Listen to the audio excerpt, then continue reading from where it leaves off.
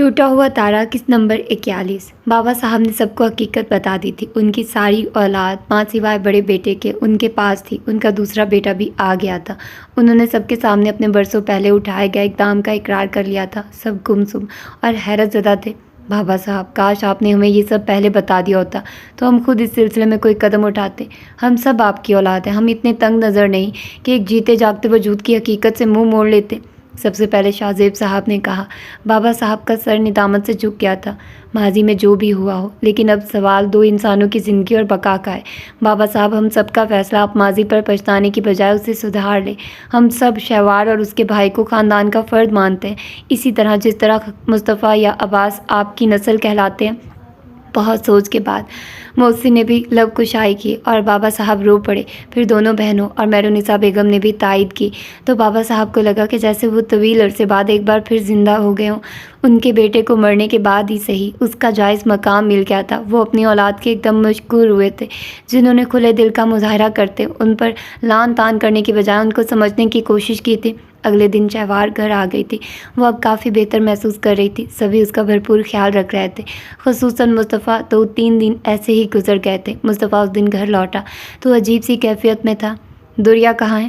مصطفیٰ کا انداز بہت عجیب سا تھا۔ مہرالنساء بیگم نے چونک کر اسے دیکھا۔ کیوں، خیریت؟ وہ زہرا کے ساتھ کوئی بات کرتے پریشان ہوئی۔ وہ ہے کدھر؟ مصطفیٰ نے پھر پوچھا۔ چہرے پر شدید غم و غصے کی کیفیت تھی۔ اپنے کمرے میں ہے۔ مصطفیٰ تیزی سے اس کے کمرے کی طرف بڑھا۔ زہرا بھی حیران ہوئی تھی۔ مہرالنساء بیگم نے الجھ کر انہیں دیکھا۔ پتہ نہیں کیا بات ہے، میں آتی ہوں ذرا، وہ زہرا کو کہہ کر خود بھی مصطفیٰ کے پیچھے لپکی۔ مصطفیٰ کمرے میں پہنچا تو دوریا بستر پر لیٹی کوئی میگزین دیکھ رہی تھی۔ مصطفیٰ کو آتے دیکھ کر ایک دم اٹھی۔ تمہارا موبائل کہاں ہے؟ اس نے چھوٹتے ہی پوچھا۔ دوریا ایک دم الجھی۔ کیوں؟ زیادہ سوال و جواب کی ضرورت نہیں، جو کہہ رہا ہوں وہ بتاؤ۔ وہ بہت غصے میں تھا۔ مہرالنساء بیگم بھی کمرے میں آ گئی تھی۔ کیا بات ہے مصطفیٰ؟ مصطفیٰ نے بہت سنجیدگی سے ماں کو دیکھا۔ کچھ دیر پہلے امجد خان نے اسے ایاز کے ساتھ ہونے والی کالز کی تمام تفصیلات فراہم کی تھی اور اس کے بعد سے وہ سخت حیران اور پریشان تھا اور اس وقت غم و غصے سے اس کا برا حال تھا۔ ماں، کچھ مت پوچھیں، یہ لڑکی کیا کچھ کر چکی ہے؟ مصطفیٰ ایک دم پھٹا۔ مہرالنساء بیگم نے حیران ہو کر اسے دیکھا۔ دوریا بھی اپنی جگہ چور سی بن گئی تھی۔ ایاز والے حادثے کے بعد تو وہ خاصی گمسم اور کمرہ نشین ہو گئی تھی۔ ایاز کی موت اور شہوار کے ساتھ ہونے والے حادثے پر بھی وہ خاموش رہی تھی، بلکہ اپنا موبائل تک بند کیے وہ خود کو محفوظ کر چکی تھی۔ لیکن وہ نہیں جانتی تھی کہ ایاز کا ساتھ دیکھ کر وہ کتنی بڑی اور سنگین غلطی کر چکی ہے۔ کیا کیا ہے میں نے؟ وہ بھی ایک دم غصے سے بولی۔ مہرالنساء بیگم نے دونوں کو دیکھا۔ مجھے بتاؤ مصطفیٰ، کیا ہوا ہے؟ میں بات کرتی ہوں، انہوں نے دونوں کے درمیان آ کر کہا تو مصطفیٰ نے بہت تلخی سے دوریا کو دیکھا۔ تبھی زہرا بیگم بھی وہیں چلی آئی تھی۔ ان کے ساتھ شاہ زیب بھی تھے، جو آج خلاف معمول گھر پر ہی تھے۔ کیا بات ہے مصطفیٰ؟ ہم سے کہو، ہم دیکھتے ہیں۔ شاہ زیب صاحب درمیان میں آئے۔ بابا، یہ ایاز کے ساتھ ملی ہوئی ہے۔ اس نے ایاز کے ساتھ مل کر شہوار کو کڈنیپ کروانے میں مدد کی۔ دوریا کا رنگ ایک دم اڑا تھا۔ باقی لوگ بھی ساکت رہ گئے تھے۔ وہ تو اپنی طرف سے موبائل بند کر کے سمجھی تھی کہ وہ سب ثبوت ختم کر چکی ہے۔ ایاز مر چکا ہے اور اس کے خلاف ہر ثبوت بھی ختم ہو چکا ہے۔ جھوٹ بولتا ہے یہ۔ Shut up! مصطفیٰ نے ایک دم کھینچ کر اسے تھپڑ مارا۔ وہ لہرا کر بستر پر گری تھی۔ مصطفیٰ! مہرالنساء بیگم تو دہل گئی تھی۔ مصطفیٰ، تمہیں غلط فہمی ہوئی ہوگی، زہرا نے بھی کہنا چاہا، لیکن دوریا بستر پر گر کر سہم گئی تھی۔ مجھے کوئی غلط فہمی نہیں ہوئی، میرے پاس تمام ثبوت موجود ہے۔ یہ اس کے ایاز سے لنک تھے، موبائل پر رابطہ تھا اس کا، اور اس نے سب کچھ پلاننگ کے ساتھ کیا۔ بے شک امجد خان سے پوچھ لیں، میرا جی چاہ رہا ہے کہ میں اسے شوٹ کر دوں۔ اتنی گھٹیا لڑکی ہمارے خاندان کا حصہ ہے۔ آئی ہیٹ ہر! وہ چیخ رہا تھا۔ شاہ زیب صاحب بھی یقین تھے۔ دوریا اپنی جگہ ساکت سی ہو گئی۔ اس کے چہرے کا رنگ بالکل زرد پڑ گیا تھا۔ میں نے کچھ نہیں کیا، وہ منمنائی۔ بکواس نہیں کرو، میں تمہیں حوالات میں بند کر دوں گا۔ تم ایک کرمنل ہو اور میں تمہارا یہ جرم کبھی معاف نہیں کرنے والا۔ اگر تم میری تایا ذات نہ ہوتی تو اب تک میری لیڈی پولیس تمہارا حشر نشر کر چکی ہوتی۔ مصطفیٰ کے لب و لہجے میں کسی بھی قسم کی کوئی رعایت نہیں تھی۔ شاہ زیب صاحب نے ہاتھ اٹھا کر مصطفیٰ کو ٹھنڈا کرنا چاہا۔ جو بھی بات ہے مجھے آرام و سکون سے بتاؤ، میں دیکھتا ہوں کیا ہوا ہے۔ مصطفیٰ نے کینہ توز نظروں سے دوریا کو دیکھا اور پھر اس نے اپنی پاکٹ میں رکھے ہوئے چند صفحات نکال کر شاہ زیب صاحب کو تھما دیے اور ساتھ ساتھ تمام صورتحال سے آگاہ کیا۔ دوریا سب کے سامنے یوں پول کھل جانے پر فق چہرہ لیے بہت خوف زدہ تھی۔ اس کی ساری تیزی تراری کہیں جا سوئی تھی۔ اسے اپنے دفاع کے لیے کوئی نکتہ نہ سوجھ رہا تھا۔ وہ بالکل گونگی ہو گئی تھی۔ مہرالنساء بیگم اور زہرا دونوں نے اسے بہت نفرت سے دیکھا تھا۔ جو یہ کر چکی ہے۔ دل تو چاہ رہا ہے کہ سیدھا اسے پولیس کے حوالے کر دوں۔ بابا جان، میں اسے معاف نہیں کروں گا۔ اس نے ہمارے ساتھ ہمارے گھر میں رہتے ایک بہت بڑا گیم کھیلا، میں اسے قطعی معاف نہیں کروں گا۔ مصطفیٰ کا ہمارے ضبط کے برا حال تھا۔ شاہ زیب صاحب نے ہاتھ اٹھا کر مصطفیٰ کو خاموش ہو جانے کا اشارہ کیا۔ دل تو ہمارا بھی بہت دکھ رہا ہے، کاش یہ بچی ہمارے خاندان کا حصہ نہ ہوتی۔ تم نے ہمیں بہت بڑا نقصان پہنچایا لڑکی۔ شاہ زیب صاحب نے بہت دکھ سے دریا کو دیکھا۔ ہم تمہارے بارے میں جانے کیا کیا سوچتے رہے، لیکن تم نے، ہمیں افسوس ہو رہا ہے تمہاری تربیت پر اور تمہاری سوچ پر۔ دریا کی تو وہ حالت تھی کہ گویا ابھی زمین شک ہو اور وہ اس میں گڑ جائے۔ زہرا اور مہرالنساء بیگم نے بہت تعصب سے اسے دیکھا۔ زہرا کو تو وہ ویسے بھی پسند نہ تھی، اب تو دل میں اس کے خلاف مزید غبار بھر گیا تھا۔ ہماری بچی کوئی ایسی حرکت کرتی تو زندہ زمین میں گاڑ دیتے۔ ہم نے بھی بچیوں کو گھر سے باہر نکالا ہے، تربیت کی ہے، لیکن ہماری تو کوئی بچی ایسی منہ زور نہ ہوئی تھی۔ ایسی بھی کیا دشمنی کہ اپنوں کو ہی کھانا شروع کر دیا۔ زہرا پھپھو کے لہجے میں غم و غصہ اور بدگمانی سبھی کچھ تھا۔ کیوں کیا تم نے ایسا؟ مہرالنساء بیگم پوچھ رہی تھی اور دریا سر جھکائے بالکل ساکت تھی۔ ہمیں جس PCO سے ایاز کے ٹھکانے کی اطلاع ملی تھی، ہم نے وہاں سے بھی معلومات لی تھی، تو معلوم ہوا کہ اطلاع دینے والی کوئی لڑکی تھی۔ تب میں نے سوچا تھا کہ شاید ایاز کی کوئی ساتھی ہو، لیکن مجھے گمان نہ تھا کہ یہ دریا ہوگی۔ مجھے چوکیدار نے سب بتایا تھا کہ اس دن دریا کس لباس میں، کس حلیے میں اور کس قدر پریشان گھر سے نکلی تھی، اور اس سے PCO کا ایڈریس پوچھا تھا۔ تب بھی میں نے دھیان نہیں دیا تھا، میرے گمان میں نہیں تھا کہ وہ اطلاع دینے والی لڑکی یہ دریا ہوگی، جبکہ PCO والے کی فراہم کردہ معلومات اور چوکیدار کی باتوں میں ذرا برابر بھی فرق نہ تھا۔ لیکن امجد خان نے جب بتایا کہ ایاز کے نمبر سے ہمارے گھر کے نمبر پر کال کی جاتی رہی ہے تو میں چونکا، اور پھر وائس ریکارڈ میں نے سب بتا دیا۔ ہمارے پاس ایک کال کا ریکارڈ موجود ہے جس سے ثابت ہوتا ہے کہ دریا نے یہ سب کیوں اور کس لیے کیا۔ مصطفیٰ کے الفاظ پر شاہ زیب صاحب نے بہت دکھ سے دریا کو دیکھا۔ تم ہمیں سب بتاؤ لڑکی، ورنہ ہم مصطفیٰ کو اجازت دے دیں گے کہ وہ تمہیں اپنے ساتھ پولیس اسٹیشن لے جائے۔ ان کے انداز میں بہت سنجیدگی تھی۔ دریا تھر تھر کانپنے لگی۔ پلیز انکل ایسا مت کریں، وہ رو دی، لیکن وہاں موجود کسی بھی شخص کو اس پر رحم نہیں آیا۔ سبھی نے تنفر اور بے حسی سے اسے دیکھا تھا۔ دریا روتے ہوئے وہ سب بتا رہی تھی جو وہ کر چکی تھی، سب کچھ، ہر بات، ہر نفرت، شہوار سے الجھنا، ایاز کو دیکھنا، اس سے نمبر لینا، شہوار کو تباہ کرنے کا پلان، سب کچھ، اور پھر شہوار کے اغوا تک کی کہانی۔ سبھی بہت سنجیدگی سے اسے سن رہے تھے۔ اسے کمرے میں بند رہنے دو، اس کے والد سے ہم بات کرتے ہیں اور پھر اس کے بعد ہم فیصلہ کریں گے کہ اس کے ساتھ کیا کرنا ہے۔ سب کچھ سننے کے بعد شاہ زیب صاحب نے کہا۔ مصطفیٰ نے بہت نفرت سے پھوٹ پھوٹ کر روتی دریا کو دیکھا۔ اس کا بس نہیں چل رہا تھا کہ وہ اس کے وجود کا حشر نشر کر دے اور اسے الٹا لٹکا دے۔ وہ بڑی مشکل سے خود پر ضبط کرتا کمرے سے نکلا تھا۔ ہادیہ کے والد نے ابو بکر کو گھر انوائٹ کیا تھا۔ ابو بکر نکاح کے بعد ویسے تو ہادیہ سے ملتا تھا، لیکن ایک داماد کی حیثیت سے کم ہی ان کے گھر جانا ہوتا تھا۔ ابو بکر کے علاوہ انہوں نے رابعہ کی پوری فیملی کو بھی انوائٹ کیا تھا۔ وہ لوگ وہاں پہنچے تو علم ہوا اس ڈنر میں ہادیہ کے والد صاحب نے ان لوگوں کے علاوہ چند اور قریبی رشتہ داروں کو بھی انوائٹ کیا تھا۔ مردوں کا انتظام ڈرائنگ روم میں، جبکہ خواتین کی سٹنگ ارینجمنٹ اندرونی ہال میں کی گئی تھی۔ ہادیہ کے والد ابو بکر کو اپنے خاندان سے متعارف کروانا چاہتے تھے۔ ابو بکر اب کافی حد تک سیٹل ہو چکا تھا، سو ایک مقصد سب کا مل بیٹھ کر شادی کی ڈیٹ فکس کرنا بھی تھا۔ عباس صاحب بھی انوائٹڈ تھے۔ وہ آج کافی دن بعد گھریلو جھمیلوں اور ہاسپٹلز کے چکروں سے فارغ ہو کر یہاں آئے تھے۔ ابو بکر، سہیل اور فیضان صاحب سے مل کر ذہنی طور پر خود کو کافی فریش محسوس کیا تھا۔ ہادیہ کے گھر والوں نے استانی جی کو بھی بلا رکھا تھا، وہ اکثر ہادیہ کے گھر والوں سے ملتی رہتی تھی۔ ہادیہ نے بطور خاص رابعہ بھابھی اور ثریا بیگم کو ان سے ملوایا تھا۔ ثریا بیگم بہت جلد ہادیہ کی آپی سے گھل مل گئی تھی۔ گفتگو کے دوران ثریا بیگم نے کئی بار نوٹ کیا کہ ہادیہ کی آپی جان کی نگاہیں کئی بار بطور خاص رابعہ کی طرف اٹھی ہیں۔ انہوں نے ثریا بیگم سے رابعہ کے بارے میں کافی تفصیلی بات چیت کی تھی۔ رابعہ کے والد وغیرہ وہ کافی کریت کر سوال کرتی رہی تھی، اور ثریا بیگم کچھ دیر بعد ایک دم سنجیدہ ہو گئی تھی، جبکہ آپی جان الجھی سی تھی۔ کھانے کا دور چلا تو ہادیہ کی آپی جان نے کھانا کمرے میں ہی کھایا تھا، جبکہ باقی تمام خواتین اس جگہ آ گئی تھی جہاں مردوں عورتوں کے لیے علیحدہ انتظام تھا۔ رابعہ ہادیہ کے ساتھ ہی کمرے میں کھانا کھا رہی تھی، جہاں ہادیہ کے علاوہ اس کی آپی جان اور ساتھ ان کی خالہ بھی تھی۔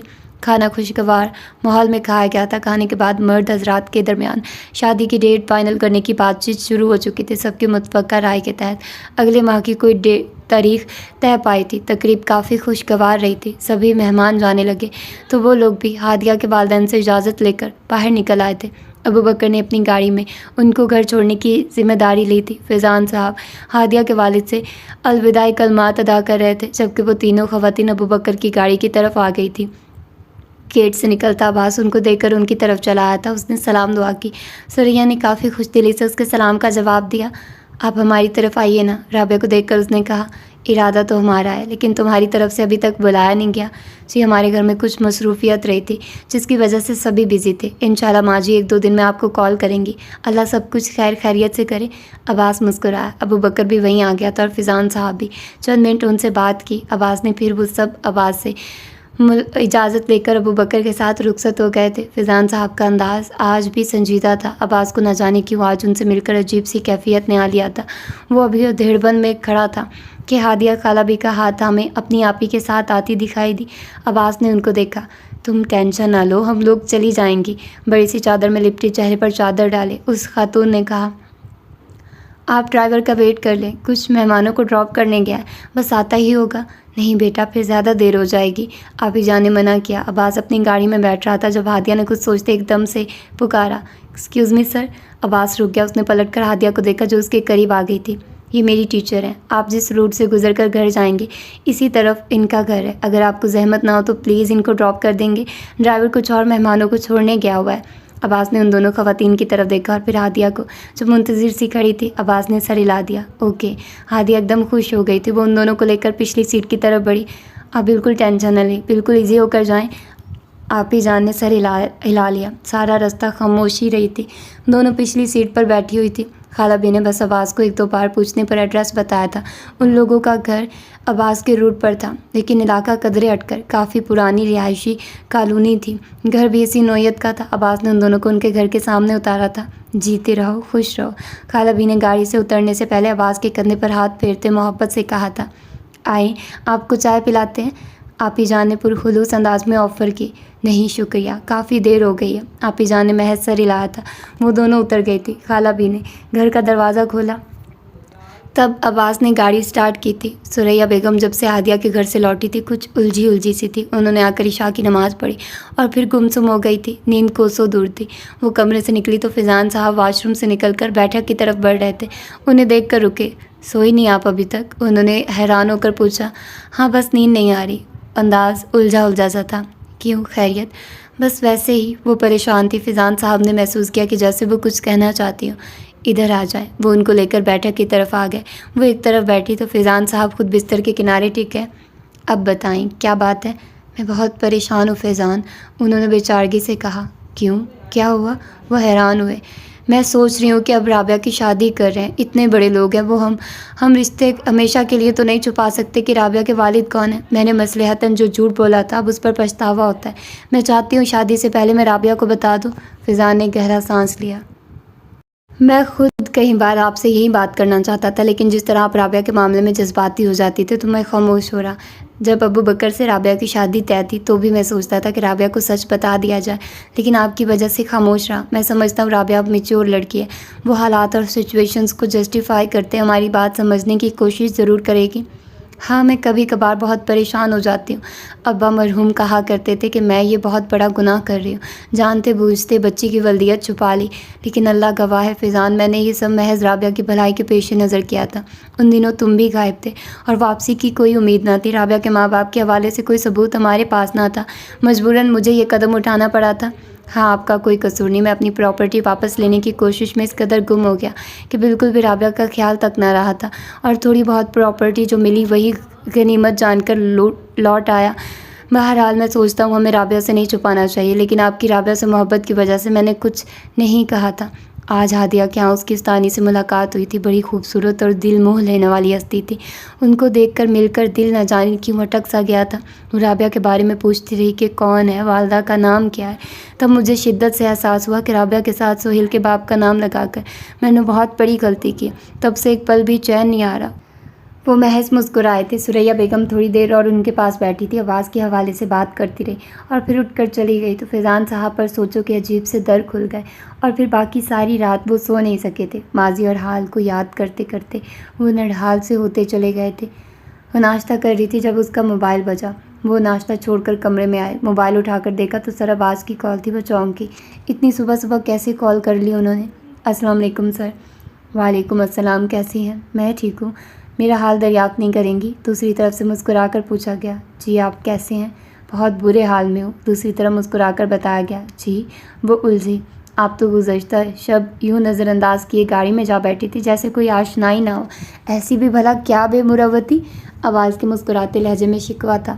ایسی بات نہیں، سبھی ساتھ تھے، امی بھابھی، میں بھلا کیا بات کرتی، حال چال ہی دریافت کر لیتی، امی نے پوچھا تو تھا۔ دوسری طرف عباس ہنس دیا۔ ویسے میں ایک چیز سوچ کر رات بھر بہت مطمئن ہوتا رہا۔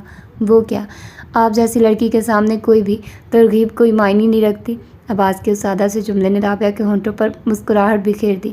آپ جیسی شریک حیات بہت وفادار ہوتی ہے، یہ میری آبزرویشن ہے۔ کچھ گھریلو مسائل کی وجہ سے بابا جان اس سلسلے پر توجہ نہیں دے سکے، لیکن انشاءاللہ 1-2 دن میں وہ آپ لوگوں کی فیملی کو انوائٹ کریں گے۔ میں چاہتا ہوں آپ جلد سے جلد ہمارے گھر آ جائیں۔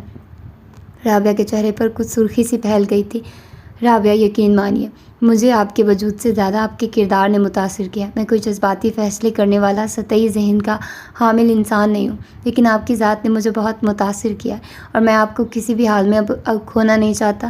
عباس کے لہجے میں جذبوں کا رچاؤ تھا، عجیب سی اثر انگیزی تھی۔ رابعہ تو جیسے ان الفاظ کے جادو میں جکڑی گئی تھی۔ عباس اس سے کچھ اور بھی کہہ رہا تھا، شاید زندگی بھر ساتھ نبھانے کے وعدے کر رہا تھا، لیکن اسے کچھ بھی سنائی نہ دے رہا تھا۔ چند باتوں کے بعد عباس نے کال بند کر دی اور رابعہ کو لگ رہا تھا کہ وہ کوئی خواب دیکھ رہی ہے۔ ایک وفادار اور نیک عورت کے لیے اپنے کردار کی گواہی سے بڑھ کر اور کچھ بھی اہم نہیں ہوتا، اور وہ اسی گواہی کے جادو میں گھری رہ گئی تھی۔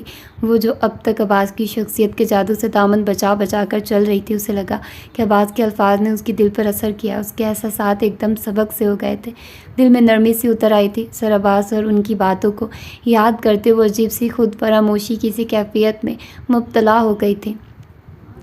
وہ کالج نہیں جا سکی۔ اس کا خیال تھا کہ وہ شہوار کی طرف جائے گی، لیکن 10 بجے کے قریب مصطفیٰ بھائی کی پھپھو اپنی بہو اور بیٹے کے ساتھ ان کی طرف چلی آئی تھی، اور اتفاقاً ماموں، سبوہی بیگم اور وقار صاحب تینوں ہی گھر پر تھے۔ البتہ افشا احسن کے ساتھ صبح صبح شہوار کی طرف چلی گئی تھی۔ رات وہ ادھر ہی رکی تھی۔ انا ان کی آمد پر الجھی تھی۔ اس کا دل بڑے خوف زدہ انداز میں دھڑکا تھا۔ وہ اپنے کمرے میں بیٹھی رہی۔ وہ لوگ کچھ دیر بیٹھ کر چلے گئے۔ روشنی نے اس کے کمرے میں جھانکا تو وہ گمسم سی اپنے بستر کے کنارے پر براجمان تھی۔ وہ اندر آ گئی۔ کچھ پتہ چلا حماد بھائی کی امی کیوں آئی تھی؟ اس نے بس سوالیہ دیکھا۔ شادی کی تاریخ فکس کرنے۔ حماد پاکستان آ رہا ہے اور وہ چاہتی ہیں کہ اب جلدی جلد شادی ہو جائے۔ انا کا رنگ اڑا، اور انکل نے اگلے ماہ کی کوئی بھی تاریخ فائنل کرنے کو کہہ دیا ہے۔ وہ کہہ رہی تھی کہ گھر جا کر سب سے مشورہ کر کے وہ رات کو کال کریں گی۔ انا کا چہرہ بالکل زرد ہو گیا تھا۔ روشی اس کے پاس بیٹھ گئی۔ اس نے اس کا ہاتھ تھاما تو اندازہ ہوا انا بالکل ساکت ہے۔ انا پلیز، ابھی بھی وقت ہے، تم مجھے بتا سکتی ہو، میں سب کو روک لوں گی۔ میں جانتی ہوں تم یہ سب نہیں چاہتی، لیکن پلیز خود پر یہ ظلم مت کرو۔ انا کے لب پھڑپھڑائے۔ اس کا جی چاہا کہ وہ روشی کو سب کہہ دے۔ وہ ایک دم روشی کے گلے لگ کر سسک اٹھی، اور پھر وہ سب کہتی چلی گئی جو اس کے دل کا بوجھ بن گیا تھا، اور روشی حیرت سے گنگ سب سن رہی تھی۔ جو وہ سن رہی تھی، ویسے ویسے اس کا اپنا وجود ساکت ہوتا جا رہا تھا۔ فیضان صاحب نے رابعہ کو بلوایا۔ وہ آئی تو وہاں فیضان کے ساتھ سہیل اور ثریا بیگم بھی موجود تھے۔ فیضان نے اسے اپنے پاس بیٹھنے کو کہا تو وہ بیٹھ کر سوالیہ انداز میں سب کو دیکھنے لگی۔ انہوں نے اس کے سر پر ہاتھ رکھا اور پھر گفتگو کا آغاز کیا۔ وہ بہت الجھی نظروں سے سب کو دیکھ رہی تھی، اور پھر وہ اپنی کہانی سناتے اپنے ماضی سے رابعہ کو آگاہ کرنے لگے۔ رابعہ حیرت سے گنگ ساکت سے سنتی چلی گئی۔ انہوں نے رابعہ سے کچھ بھی نہ چھپایا تھا، ایک ایک لفظ کہہ سنایا، حتیٰ کہ عباس کی فیملی سے اپنے رشتے کی بھی وضاحت کر دی تھی۔ جبکہ رابعہ گمسم تھی اور بے یقین سی۔ وہ سہیل کی بہن نہ تھی، بلکہ فیضان ماموں کی بیٹی تھی، حقیقی بیٹی۔ وہ بے یقین تھی۔ ثریا بیگم اور سہیل نے بھی اس بات میں سر ہلا دیا۔ اب شک کی کوئی گنجائش ہی نہ رہی تھی۔ میں جانتی ہوں میں نے کچھ حد تک غلط کیا، لیکن یہ جو بھی کیا محض تمہاری بھلائی اور فلاح کے لیے کیا تھا۔ وہ گمسم سی تھی۔ جب ثریا نے اسے ساتھ لگاتے مزید کہا، فیضان تو مجھے کئی بار کہتا رہا کہ تمہیں اب حقیقت بتا دینی چاہیے، لیکن میں ہی ڈرتی رہی کہ نہ جانے تمہارا کیا رد عمل ہو، تم ہمیں کس انداز سے لو۔ وہ اب بھی خاموش تھی۔ وہ یقین کرنے میں ابھی بھی متعامل۔ وہ بار بار نفی میں سر ہلا رہی تھی۔ فیضان، سہیل اور ثریا اسے کافی دیر تک سمجھاتے رہے، اور وہ خاموش تماشائی بنی حیرت سے سنتی رہی تھی۔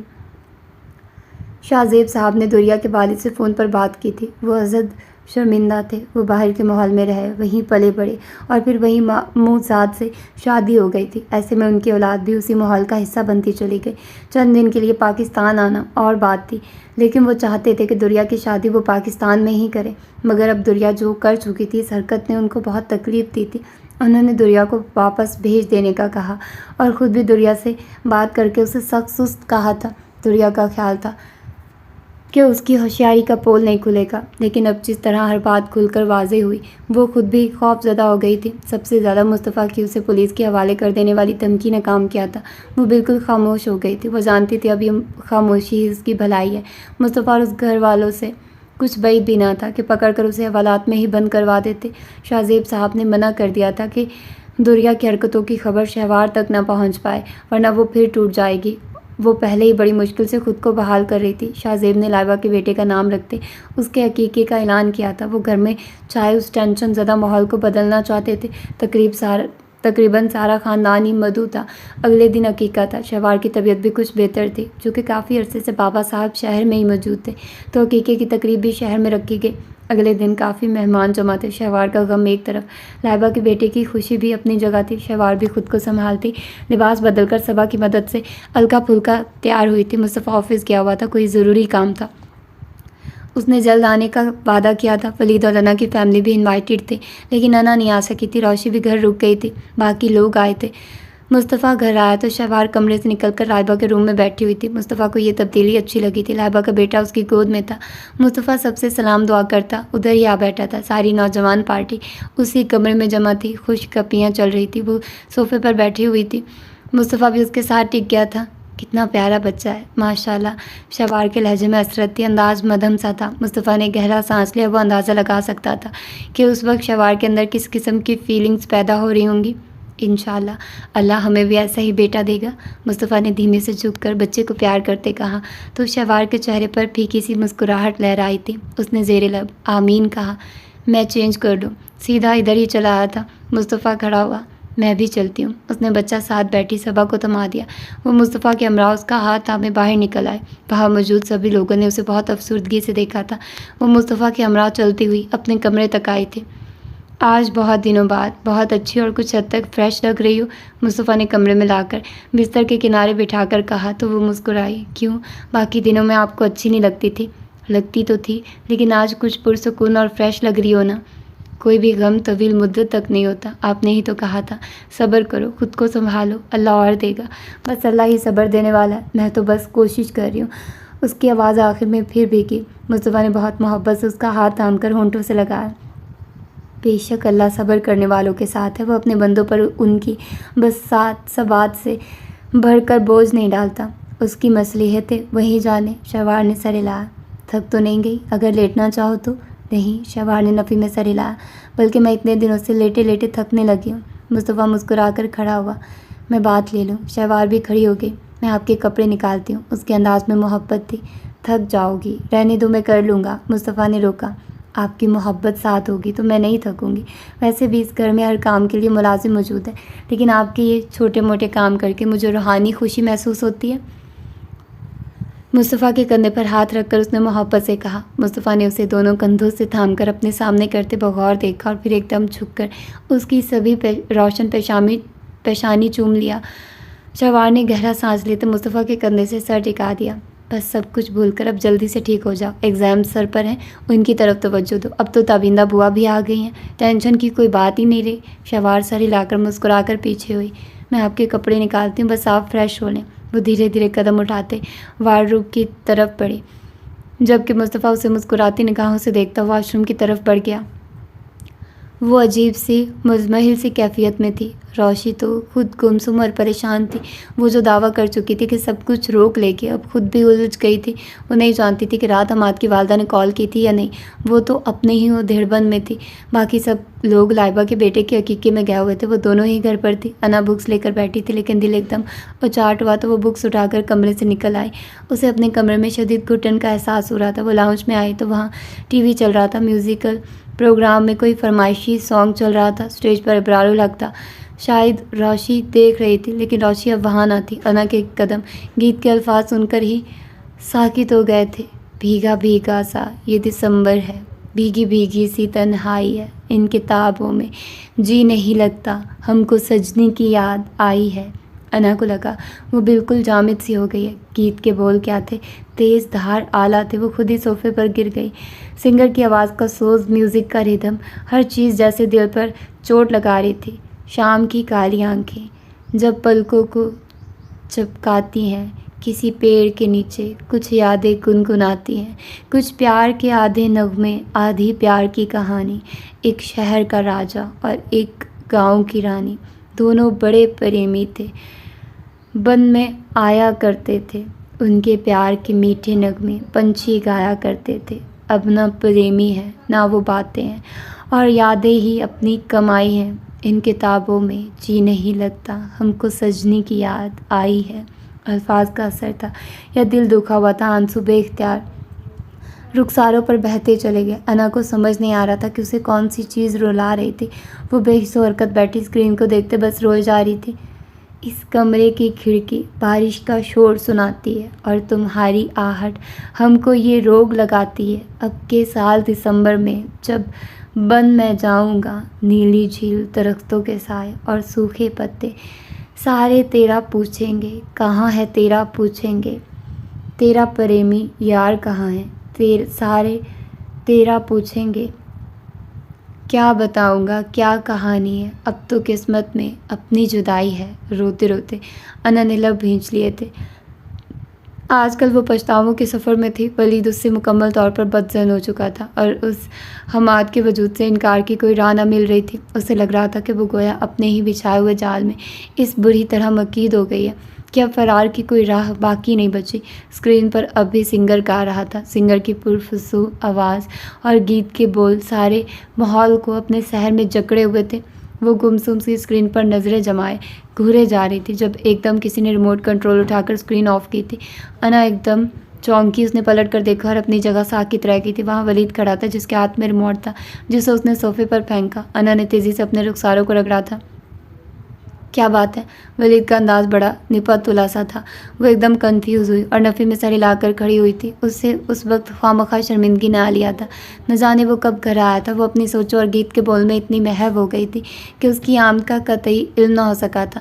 وہ اس وقت جس قسم کی کیفیت سے گزر رہی تھی، ایسے میں ولید تو کیا کسی کا بھی سامنا کرنے کے قابل نہ تھی۔ وہ ولید کو دیکھے بغیر وہاں سے جانے لگی، جب ولید ایک دم اس کے سامنے آ گیا تھا۔ کیوں رو رہی تھی؟ اس نے پھر سوال دہرایا تو انہوں نے بے اختیار سر اٹھا کر اسے دیکھا۔ اس کی آنکھوں میں اب بھی آنسو چمک رہے تھے۔ کچھ نہیں، وہ خود پر ضبط کرتے سر جھکا کر بامشکل بول پائے۔ اب تو تمہیں خوش ہو جانا چاہیے، پھر یہ آنسو کیوں؟ انہوں نے ہاتھ کی پشت سے آنکھیں صاف کرتے پھر اسے دیکھا۔ انداز سوالیہ تھا۔ ولی نے مسکرا کر اس کے رخسار پر اٹکے آنسو کو انگلی سے چھوا تو وہ بے اختیار پیچھے ہوئی تھی۔ حماد سے کل رات انکل نے تمہاری شادی کی ڈیٹ فکس کر دی ہے۔ سنا ہے جیسے ہی تمہارے ایگزامز ختم ہوتے ہیں تمہیں اس گھر سے رخصت کر دیا جائے گا۔ انا کی آنکھیں ایک دم خوف سے پھیلی تھی۔ بے یقینی سے اس کا منہ تھوڑا سا کھل گیا تھا۔ نہیں، اس نے بے اختیار نفی میں سر ہلایا۔ کیا نہیں؟ ولی نے اسے بغور دیکھتے پوچھا، اور انا بے اختیار منہ پر ہاتھ رکھتے تیزی سے وہاں سے جانے لگی، لیکن پھر اسے رک جانا پڑا تھا۔ ولید نے اس کا ہاتھ تھام لیا تھا۔ ہاتھ چھوڑے میرا۔ شدت غم سے وہ صرف چلا سکی تھی۔ ولی نے سختی سے اس کو دوبارہ اپنے مقابل کیا، اور انا نے ولید کے اس جارحانہ انداز پر سہم کر اسے دیکھا۔ تمہاری طرف میرے اتنے حساب نکلتے ہیں، چاہوں تو ایک ایک کا بدلہ لے لوں، لیکن تم نے جس طرح بدگمانی کا مظاہرہ کرتے، کاشفہ جیسی گھٹیا لڑکی کا ساتھ دیتے، وہ سب کیا۔ جیت تو چاہتا ہے کہ تمہیں ایک لمحہ نہ لگاؤں اور شوٹ کر دوں۔ ولید کے لہجے میں چٹانوں کی سی سختی تھی۔ اس نے بہت خوفزدہ نگاہوں سے ولید کو دیکھا۔ تمہارا کیا خیال ہے؟ کاشفہ کے ساتھ مل کر تم جو گیم کھیلتی رہی ہو، مجھے کبھی علم نہ ہوگا؟ خام خیالی تھی تمہاری۔ مصطفیٰ مجھے سب بتا چکا ہے۔ انا نے لب بھینچ لیے تھے، جبکہ آنکھوں سے بہنے والے آنسو بے اختیار تھے۔ ترس آ رہا ہے مجھے تمہاری ذہنی حالت پر، پلیز ولید، اس نے ایک دم نڈھال سے انداز میں کہا تو ولید نے سختی سے ہاتھ میں جکڑا اس کا ہاتھ جھٹکا۔ تم ایک نہایت بد اعتماد لڑکی ہو، ہمیشہ مجھ پر شک کیا، اپنے طے کردہ مفروضوں کی بنیاد پر مجھے جج کرتی رہی۔ میں سمجھتا رہا کہ تم کو میں اسی طرح رسپانس نہیں دیتا، اسی وجہ سے ناراض ہو، لیکن تم نے تو حد ہی کر دی۔ پلیز ولید، پلیز بس کریں۔ وہ پہلے ہی بہت نڈھال تھی، دن رات ضمیر کی جنگ میں الجھی رہتی تھی۔ ایسے میں ولید کا ریئیکشن، وہ دونوں ہاتھوں میں چہرہ چھپا کر شدت سے رو دی۔ ولید نے لب بھینچ لیے تھے۔ وہ تیزی سے ایک طرف سے ہو کر وہاں سے چلی گئی، اور ولید نے لب بھینچ کر زور سے دیوار پر ہاتھ مار کر मारा था वो उसी अंदाज में वहाँ खड़ा था जब रोशी पास आई। तुम क्या जानती हो? वलीद ने खामोश आंखों से सवाल किया। पता नहीं आप क्या जानते, लेकिन मुझे अना ने कल ही वो सब बताया कि किस तरह वो काशफा जैसी लड़की की बातों में आकर उसके साथ चली गई थी और फिर उसकी वजह से ब्लैकमेल होती रही थी।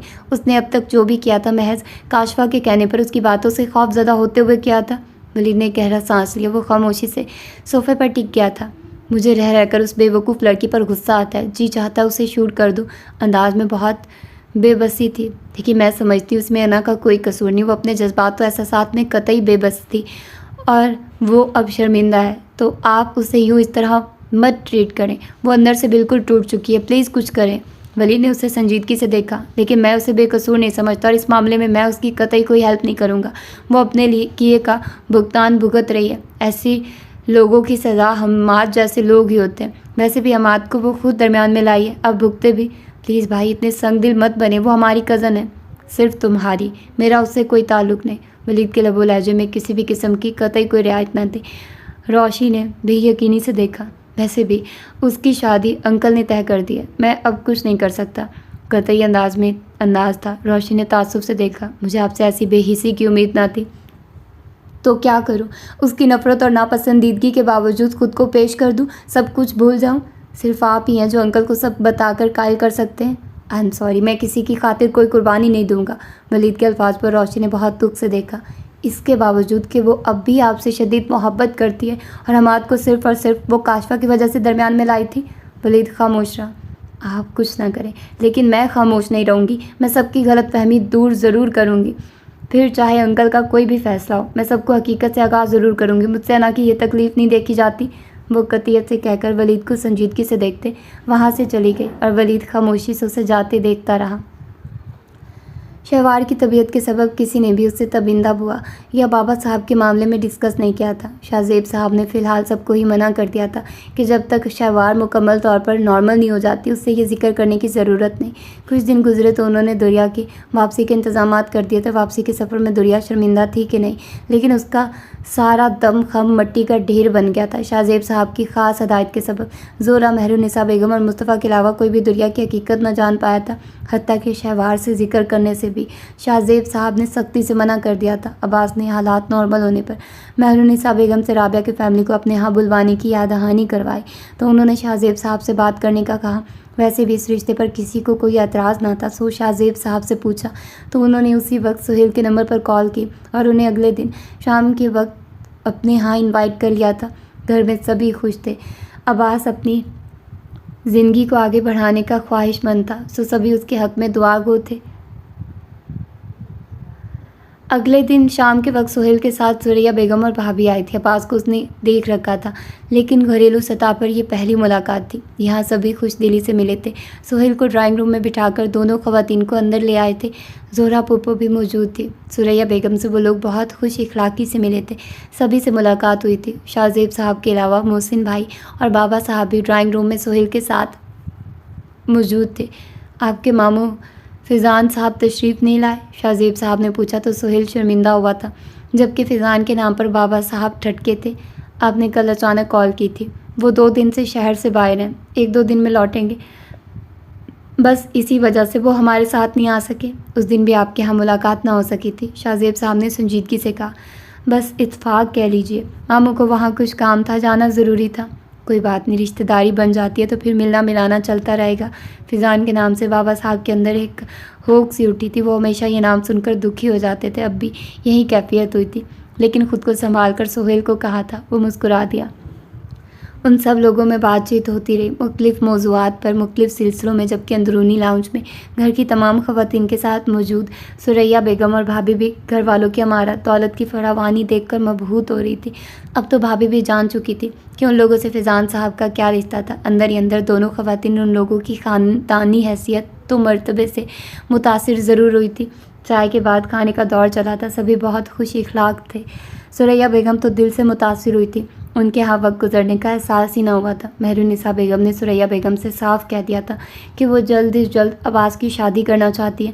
وہ منگنی کی رسم کی بجائے ان کے ہاں ڈائریکٹ شادی کی تاریخ لینے آئیں گی۔ جو فیضان صاحب راضی تھے تو بھلا ثریا بیگم کو کیا اعتراض ہو سکتا تھا۔ انہوں نے حامی بھر لی۔ ان لوگوں نے ان کو رخصت کرتے وقت مٹھائی ساتھ کی تھی۔ سہیل کے لاکھ منع کرنے کے باوجود شاہ زیب صاحب نے رات کے 11 بجے ان کو ڈرائیور کے ساتھ جانے پر راضی کر لیا تھا۔ گھر میں رابعہ اور فیضان صاحب موجود تھے۔ ڈرائیور ان کو باہر اتار کر چلا گیا تھا۔ فیضان صاحب شدت سے ان کی واپسی کے منتظر تھے۔ رابعہ بھی انتظار کر رہی تھی۔ وہ سبھی مہمان کے ساتھ بیٹھک میں آ بیٹھے تھے۔ وہاں سبھی لوگ آپ کا بار بار پوچھ رہے تھے، ہمیں بہانے بنانا پڑ رہے تھے۔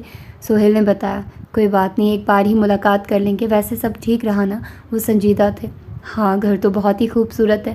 سچ کہوں فیضان، یہ گھرانہ خاندانی حسب و نسب، مال دولت ہر لحاظ سے بہت اعلیٰ ہے۔ میں تو سارا وقت یہی سوچتی رہی کہ اگر تم ان لوگوں میں ہوتے تو اس خاندان کا حصہ ہوتے۔ ثریا بیگم نے کہا، مجھے کسی بھی قسم کا کوئی ملال نہیں آپا، میں اپنی زندگی سے بہت مطمئن ہوں۔ جس گھرانے نے میری ماں کو قبول نہیں کیا وہ بھلا مجھے کیسے قبول کر لیتے؟ مجھے دولت کی چاہ بھی نہیں تھی، بات رشتوں کی ہوتی ہے۔ مجھے فخر ہے کہ میں نے اپنی خودداری میں زندگی گزاری ہے، مجھ پر کسی کے احسانوں کا بوجھ نہیں۔ رابعہ کو دیکھتے انہوں نے کہا، تو پھر آپ اب مجھے اس خاندان میں کیوں بھیج رہے ہیں جبکہ آپ سب کچھ جانتے بھی ہیں؟ آپ انکار کر سکتے تھے، رابعہ نے پوچھا تو انہوں نے مسکرا کر اسے دیکھا۔ میں تمہیں ایک انجانے رشتے میں باندھ کر نہیں بھیج رہا، تم اس خاندان کی بہو بن کر جاؤ گی۔ تمہارے اور میرے حوالے میں بہت فرق ہے بیٹا۔ تمہیں عباس خود بہت عزت و احترام سے لے جانا چاہتا ہے اور یہ سارا خاندان اس رشتے پر راضی ہے۔ میں نے جیسی بھی صحیح زندگی گزار لی، لیکن میں چاہتا ہوں میری بیٹی بہت خوش رہے، اور مجھے یقین ہے کہ تم عباس کے ہمراہ بہت خوش رہو گی۔ رابعہ نے گہرا سانس لیا۔ وہ لوگ کہہ رہے تھے کہ وہ منگنی نہیں کرنا چاہتے، وہ لوگ ڈائریکٹ شادی کی تاریخ مانگ رہے تھے۔ سہیل نے مزید بتایا، کوئی حرج نہیں، جس طرح وہ چاہیں گے ہم کریں گے۔ سہیل نے سر ہلایا۔ وہ سب آنے والے دنوں کا لائحہ عمل ترتیب دینے لگے تو رابعہ خاموشی سے اٹھ کر باہر آ گئی۔ وہ ابھی بھی حیرت زدہ تھی۔ وہ جس شخص کو ہمیشہ ماموں سمجھتی رہی وہ آج اس کے باپ کی حیثیت سے موجود تھا۔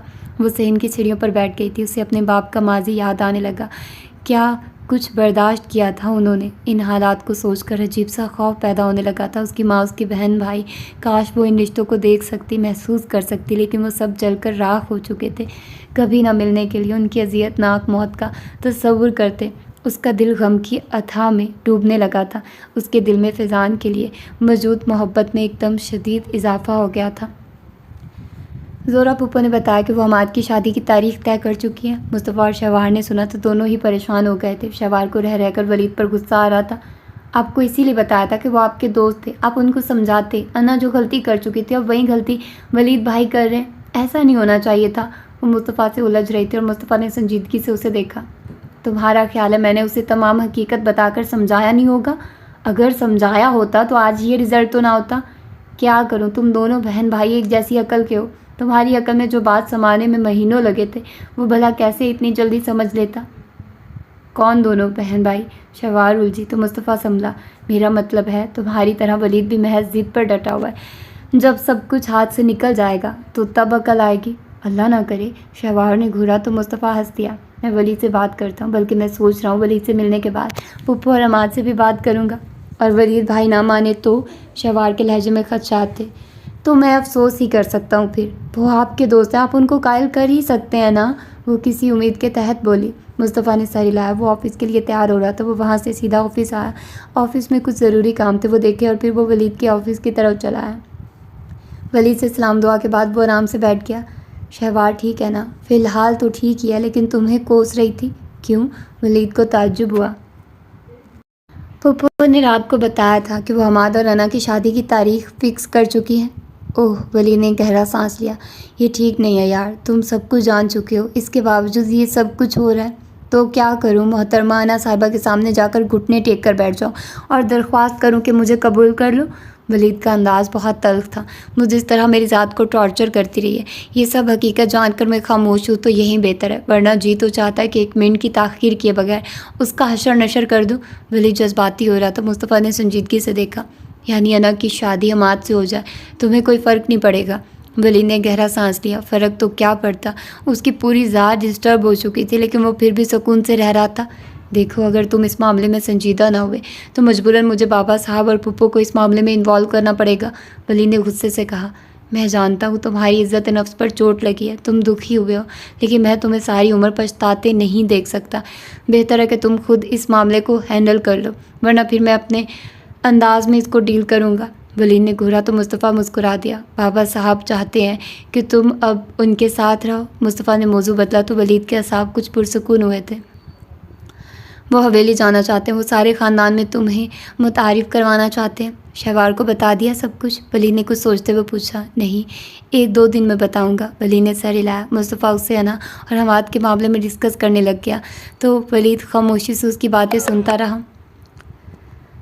عبدالقیوم کو ایاز کی موت کی خبر ملی تھی۔ اس نے کسی آدمی کے ذریعے گھر رابطہ کیا تھا، گھر پر پولیس کا پہرا تھا، وہ آدمی پکڑا گیا۔ امجد خان کے ٹارچر سیل میں اس آدمی نے چند گھنٹوں میں ہی عبدالقیوم کے ٹھکانے کا راز اگل دیا تھا۔ وہ آج کل اسی شہر میں ہی کسی جگہ رپوش تھا۔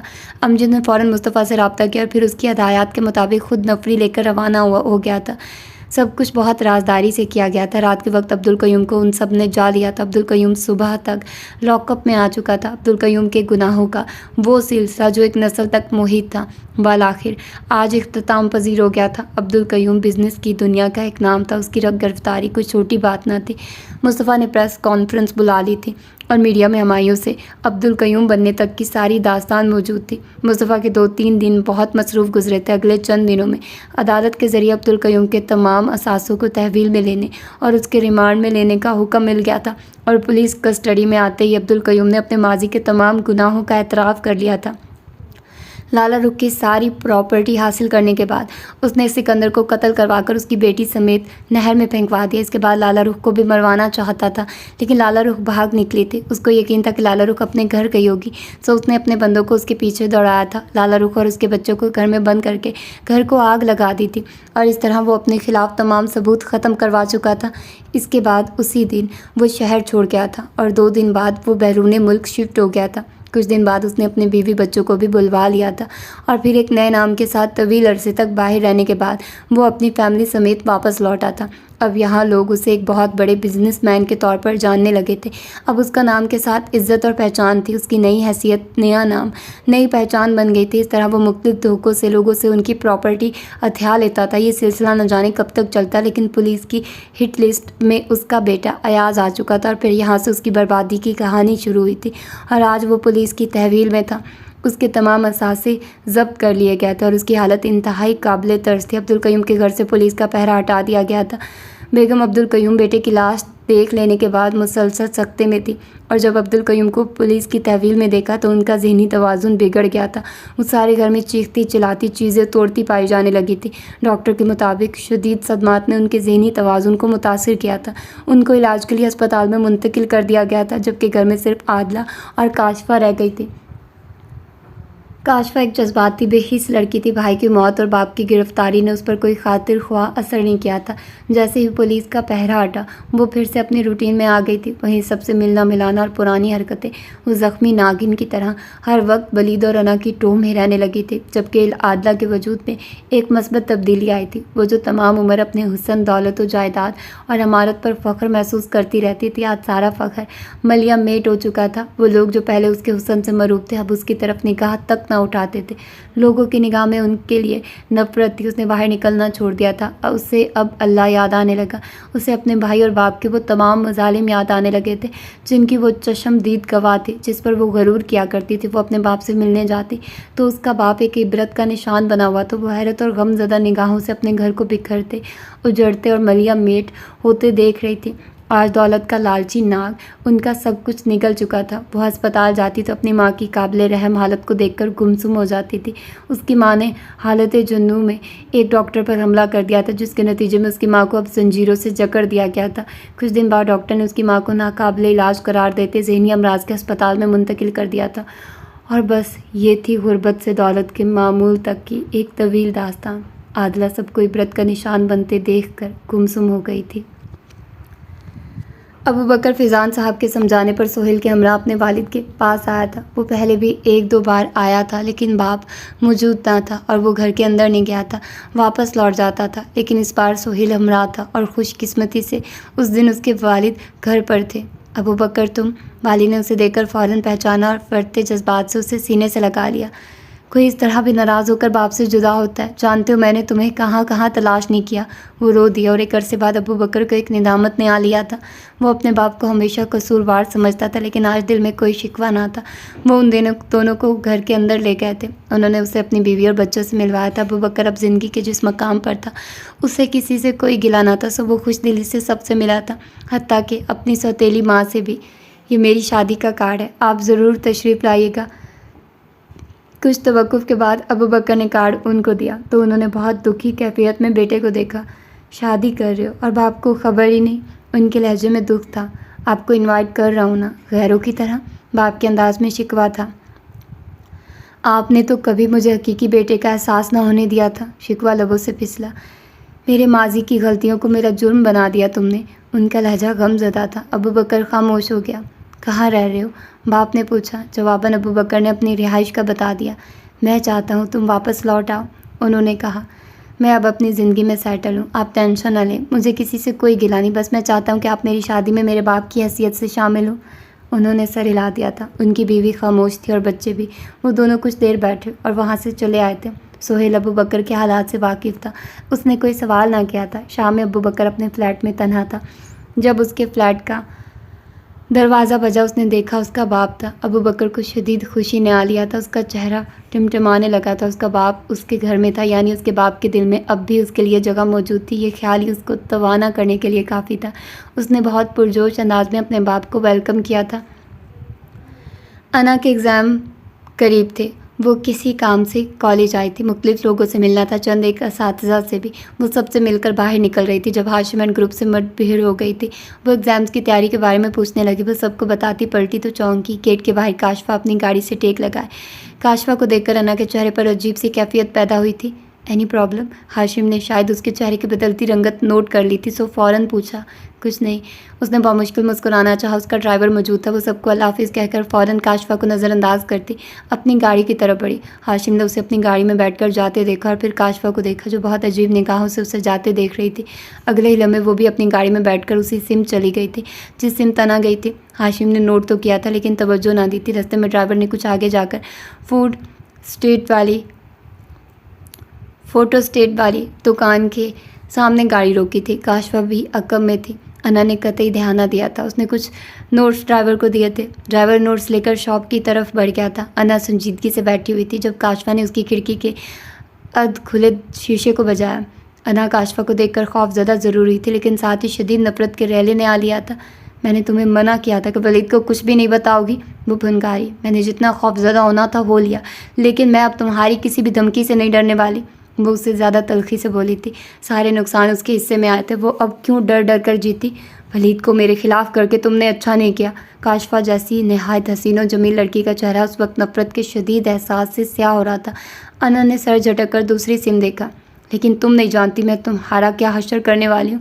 اس کے لہجے میں اسدو کی سی پھنکار تھی۔ انا نے الجھ کر دیکھا لیکن اگلے ہی پل وہ ساکت ہوئی تھی۔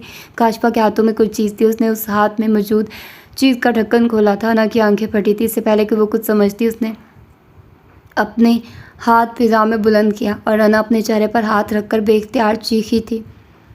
مصطفیٰ اپنے آفس میں تھا جب ولید کی کال آئی تھی۔ مصطفیٰ بھاگ ہسپتال پہنچا۔ وہاں پہنچا تو احسن، ولید، وقار صاحب سبھی موجود تھے۔ کیا ہوا، خیریت؟ اس نے پوچھا تو ولید نے لب بھینچ لیے تھے جبکہ احسن نے گہرا سانس لیا۔ ولید نے بتایا تھا کہ کاشفہ نامی لڑکی نے انا پر تیزاب پھینکا ہے۔ کیا واقعی سچ ہے؟ اس نے پھر اپنا سوال دہرایا جبکہ ولید کا چہرہ بہت سنجیدہ اور تکلیف دہ تھا۔ وقار صاحب نرحال سے ایک طرف بیٹھے ہوئے تھے اور احسن کو ڈاکٹر نے آواز دی تو وہ اس جانب چل دیا۔ بتاتے نہیں کیا ہوا ہے؟ مصطفیٰ نے پھر ولید کو جھنجھوڑا تو اسی وقت ایک طرف سے ہاشم مصطفیٰ کے سامنے آ رکا تھا۔ السلام علیکم، کیسے ہیں مصطفیٰ صاحب؟ اس نے مصاحفہ کے لیے ہاتھ بڑھایا اور مصطفیٰ نے الجھ کر دیکھا۔ ہاشم کہتے ہیں مجھے، انا کا کالج فیلو۔ مصطفیٰ کو ایک دم یاد آیا کہ وہ اسے جانتا ہے۔ مصطفیٰ نے اسے مصاحفہ کیا تو وہ مصطفیٰ کو لے کر ایک طرف چل دیا اور ولید وہ بہت سنجیدگی سے وقار صاحب کے ساتھ بیٹھ کر ان کے کندھے پر ہاتھ رکھ کر تسلی دینے لگ گیا تھا۔ سہیل 1-2 دن کے پرانے اخبارات اور کچھ میگزین لایا تھا۔ وہ سب چیزیں لا کر اس نے فیضان صاحب کو دی تھی اور فیضان صاحب نے جب ان اخبارات کا جائزہ لیا تو ایک دم ساکت ہو گئے تھے۔ تقریباً ہر اخبار میں عبدالقیوم نامی شخص سے متعلق ایک ہی کہانی تھی۔ فیضان صاحب نے بغور سب اخبارات اور میگزین کا جائزہ لیا اور پھر آخر میں ایک گہرا سانس خارج کرتے ہوئے انہوں نے سہیل کو دیکھا۔ شاید مکافات عمل اسی کو کہتے ہیں، سہیل نے سر ہلایا۔ ظلم پھر ظلم ہے، بڑھتا ہے تو مٹ جاتا ہے، خون پھر خون ہے، بہتا ہے تو جم جاتا ہے۔ سہیل کے لہجے میں افسردگی تھی۔ ظالم کی رسی کتنی ہی دراز ہو جائے، آخر ایک نہ ایک دن پکڑ میں آ ہی جاتی۔ ایک لمبا عرصہ لگا لیکن آخرکار ظالم اپنے انجام تک پہنچ گیا۔ کاش ہم انسان اپنے انجام کی طرف نگاہ ڈال لیں تو دنیا میں زندگی گزارنا بہت آسان ہو جائے۔ بے شک دولت کی ہرس انسان کو آخرکار تباہی کے دہانے پر ہی لا کر چھوڑتی۔ مقام عبرت ہے، اگر کوئی عبرت حاصل کرنا چاہے تو قارون اپنے خزانوں سمیت زمین میں غرق کر دیا گیا تھا۔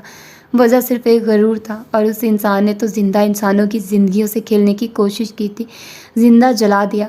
مگر گھر، میرے بچے اور میری بیوی کو اور بھی نہ جانے کس کس معصوم کی آہیں تھیں جو اس انسان کے ذمہ تھیں۔ دنیا سمجھتی ہے آپ مر چکے ہیں، سہیل نے افسردگی سے کہا۔ دنیا کا کیا ہے، دنیا کو یقین دلانا کون سا مشکل ہے، سمجھتی رہے، ہمیں کسی سے کیا لینا، ہم اپنی قناعت میں خوش ہیں۔ ان کے لہجے میں تشکر اور قناعت تھی۔ سہیل نے سر ہلایا۔ عباس کے والد صاحب کی کال آئی تھی، ان کی فیملی شادی کی ڈیٹ فکس کرنے آنا چاہ رہی ہے، کیا جواب دوں؟ یعنی ان لوگوں سے ملاقات کا وقت آ چکا ہے؟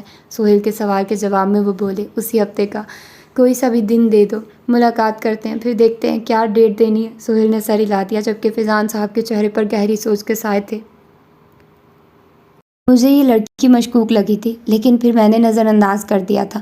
مجھے بھی کالج روڈ پر ہی آنا تھا، کچھ دور آیا تو چونکا تھا، یہ لڑکی انا کو فالو کر رہی تھی۔ مجھے لگا کہ جیسے کوئی گڑبڑ تھی، میں نے بھی فالو کیا۔ چند منٹ بعد انا کی گاڑی رکی تھی، ڈرائیور شاید کچھ فوٹو اسٹیٹ کرانے گیا تھا، تبھی یہ لڑکی اپنی گاڑی سے نکل کر انا کی گاڑی کے پاس جا رکی تھی۔ ہاتھ میں کوئی چیز تھی، نہ جانے کیوں مجھے لگا کہ جیسے کوئی گڑبڑ ہونے والی ہے۔ میں بھی قدرے فاصلے سے چلتا اس لڑکی کے عقب میں چند قدم کے فاصلے پر جا کھڑا ہوا تھا۔ پہلے تو یہ لڑکی انا کو دھمکاتی رہی اور پھر اس نے ہاتھ میں تھامے بوتل کا ڈھکن کھولا تھا۔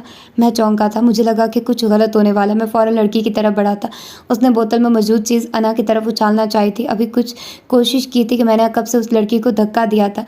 بوتل میں موجود تیزاب اس لڑکی کے چہرے پر گرا تھا۔ یہ لڑکی وہاں تڑپنے لگی تھی، جبکہ گاڑی کے ادھ کھلے شیشے سے تیزاب کے محض چند قطرے ہی اندر گرے تھے۔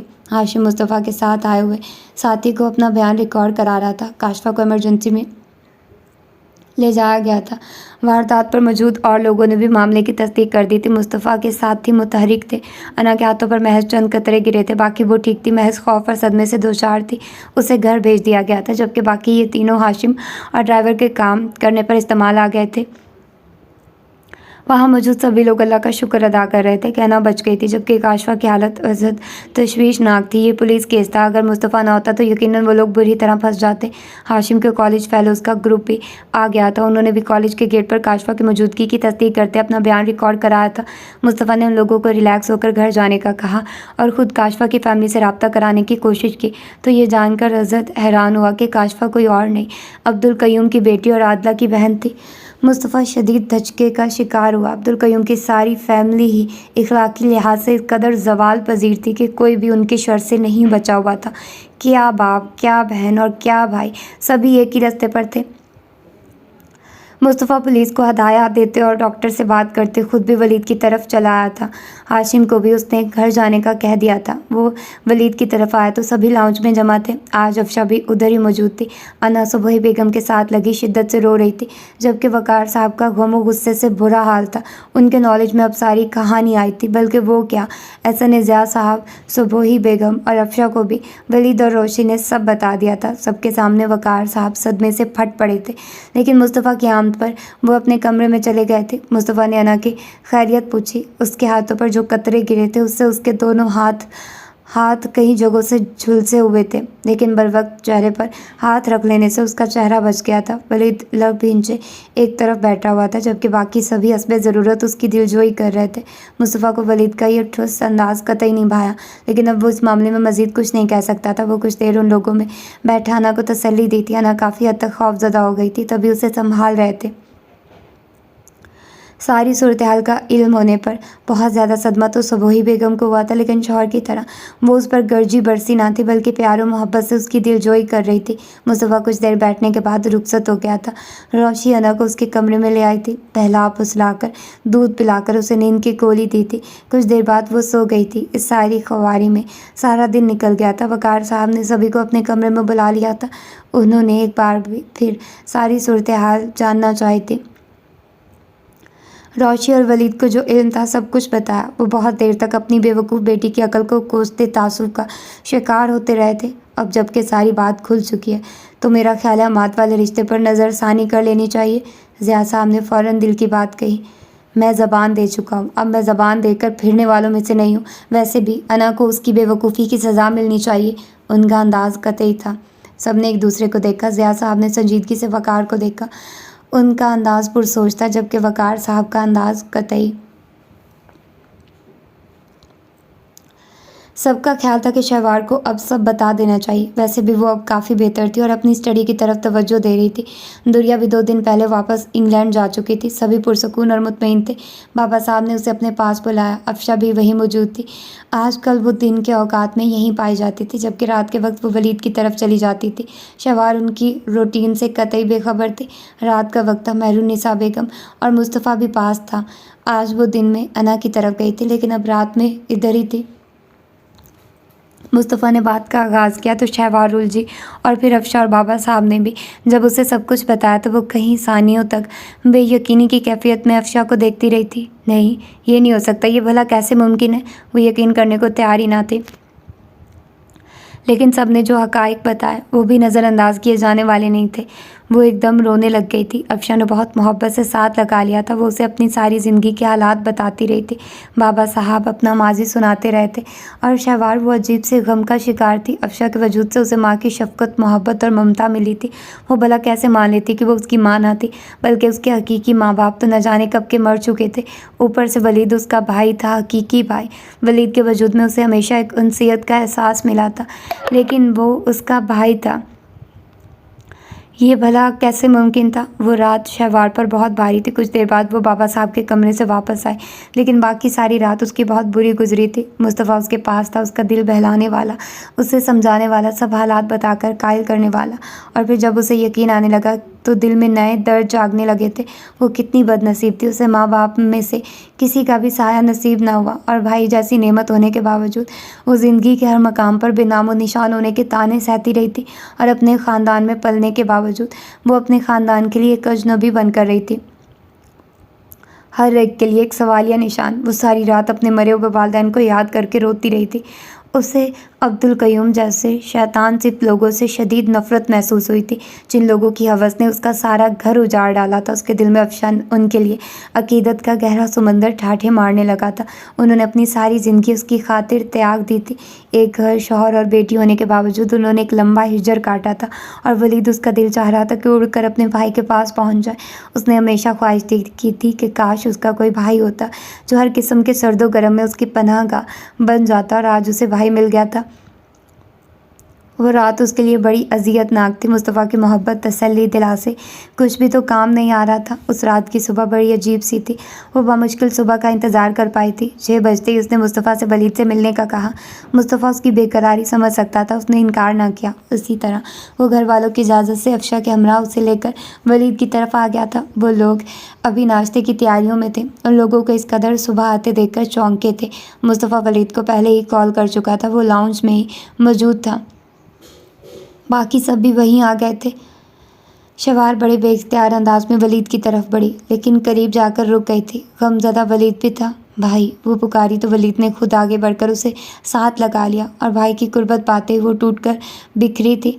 उसे ये बचपन से लेकर अब तक के तमाम दुख रुला गए थे, तमाम हसरतें दिलो दिमाग के दरवाज़ों पर दस्तक देने लगी थी, और फिर वो टूट कर रोई थी इतना ज़्यादा कि अफशा को खुद आगे बढ़कर उसे वलीद से जुदा करना पड़ा था। वलीद की आंखें नमनाक थी। मुस्तफ़ा भी अफसरदा था, और वहाँ मौजूद बाकी सभी लोगों की आंखों में आंसू थे। बस सब्र करो बेटा, जो बीत गया उसे भूल जाओ। तुम अभी मेरी बेटी हो, मेरी रोशी की तरह। मेरी दुआ है अल्लाह हमें किसी भी गम से दूर रखे, आमीन। अफशा उसका सर थपथपाकर उसे संभाल रही थी, और वो सिसकियाँ भरते, हलकोरे लेते जिस्म से बस रोए जा रही थी। काशफा की तबीयत अब बेहतर थी, लेकिन उसका चेहरा तेज़ाब गिरने से झुलस गया था, जिसकी वजह से डॉक्टर्स ने उसे मुसलसल ट्रैंकुलाइज़र के ज़ेरे असर रखा था। आदला उसके पास आ चुकी थी। आदला अजीब सी कैफियत में थी। काशफा को जब भी होश आता वो चीखने चिल्लाने लगती थी। वो अना को गालियों से नवाजते बदज़बानी करने लगती थी। मुस्तफ़ा ने शहवार को अना की तरफ ही छोड़ दिया था। तभी उसे काशफा वाले सानिए का इल्म हुआ तो वो हैरान हुई थी। इतना कुछ हुआ और मुझे किसी ने बताया ही नहीं। वो शिकवा को ना हुई। तुम्हारी तबीयत के पेश नज़र किसी ने जिक्र नहीं किया होगा, अना ने उसे तसल्ली दी।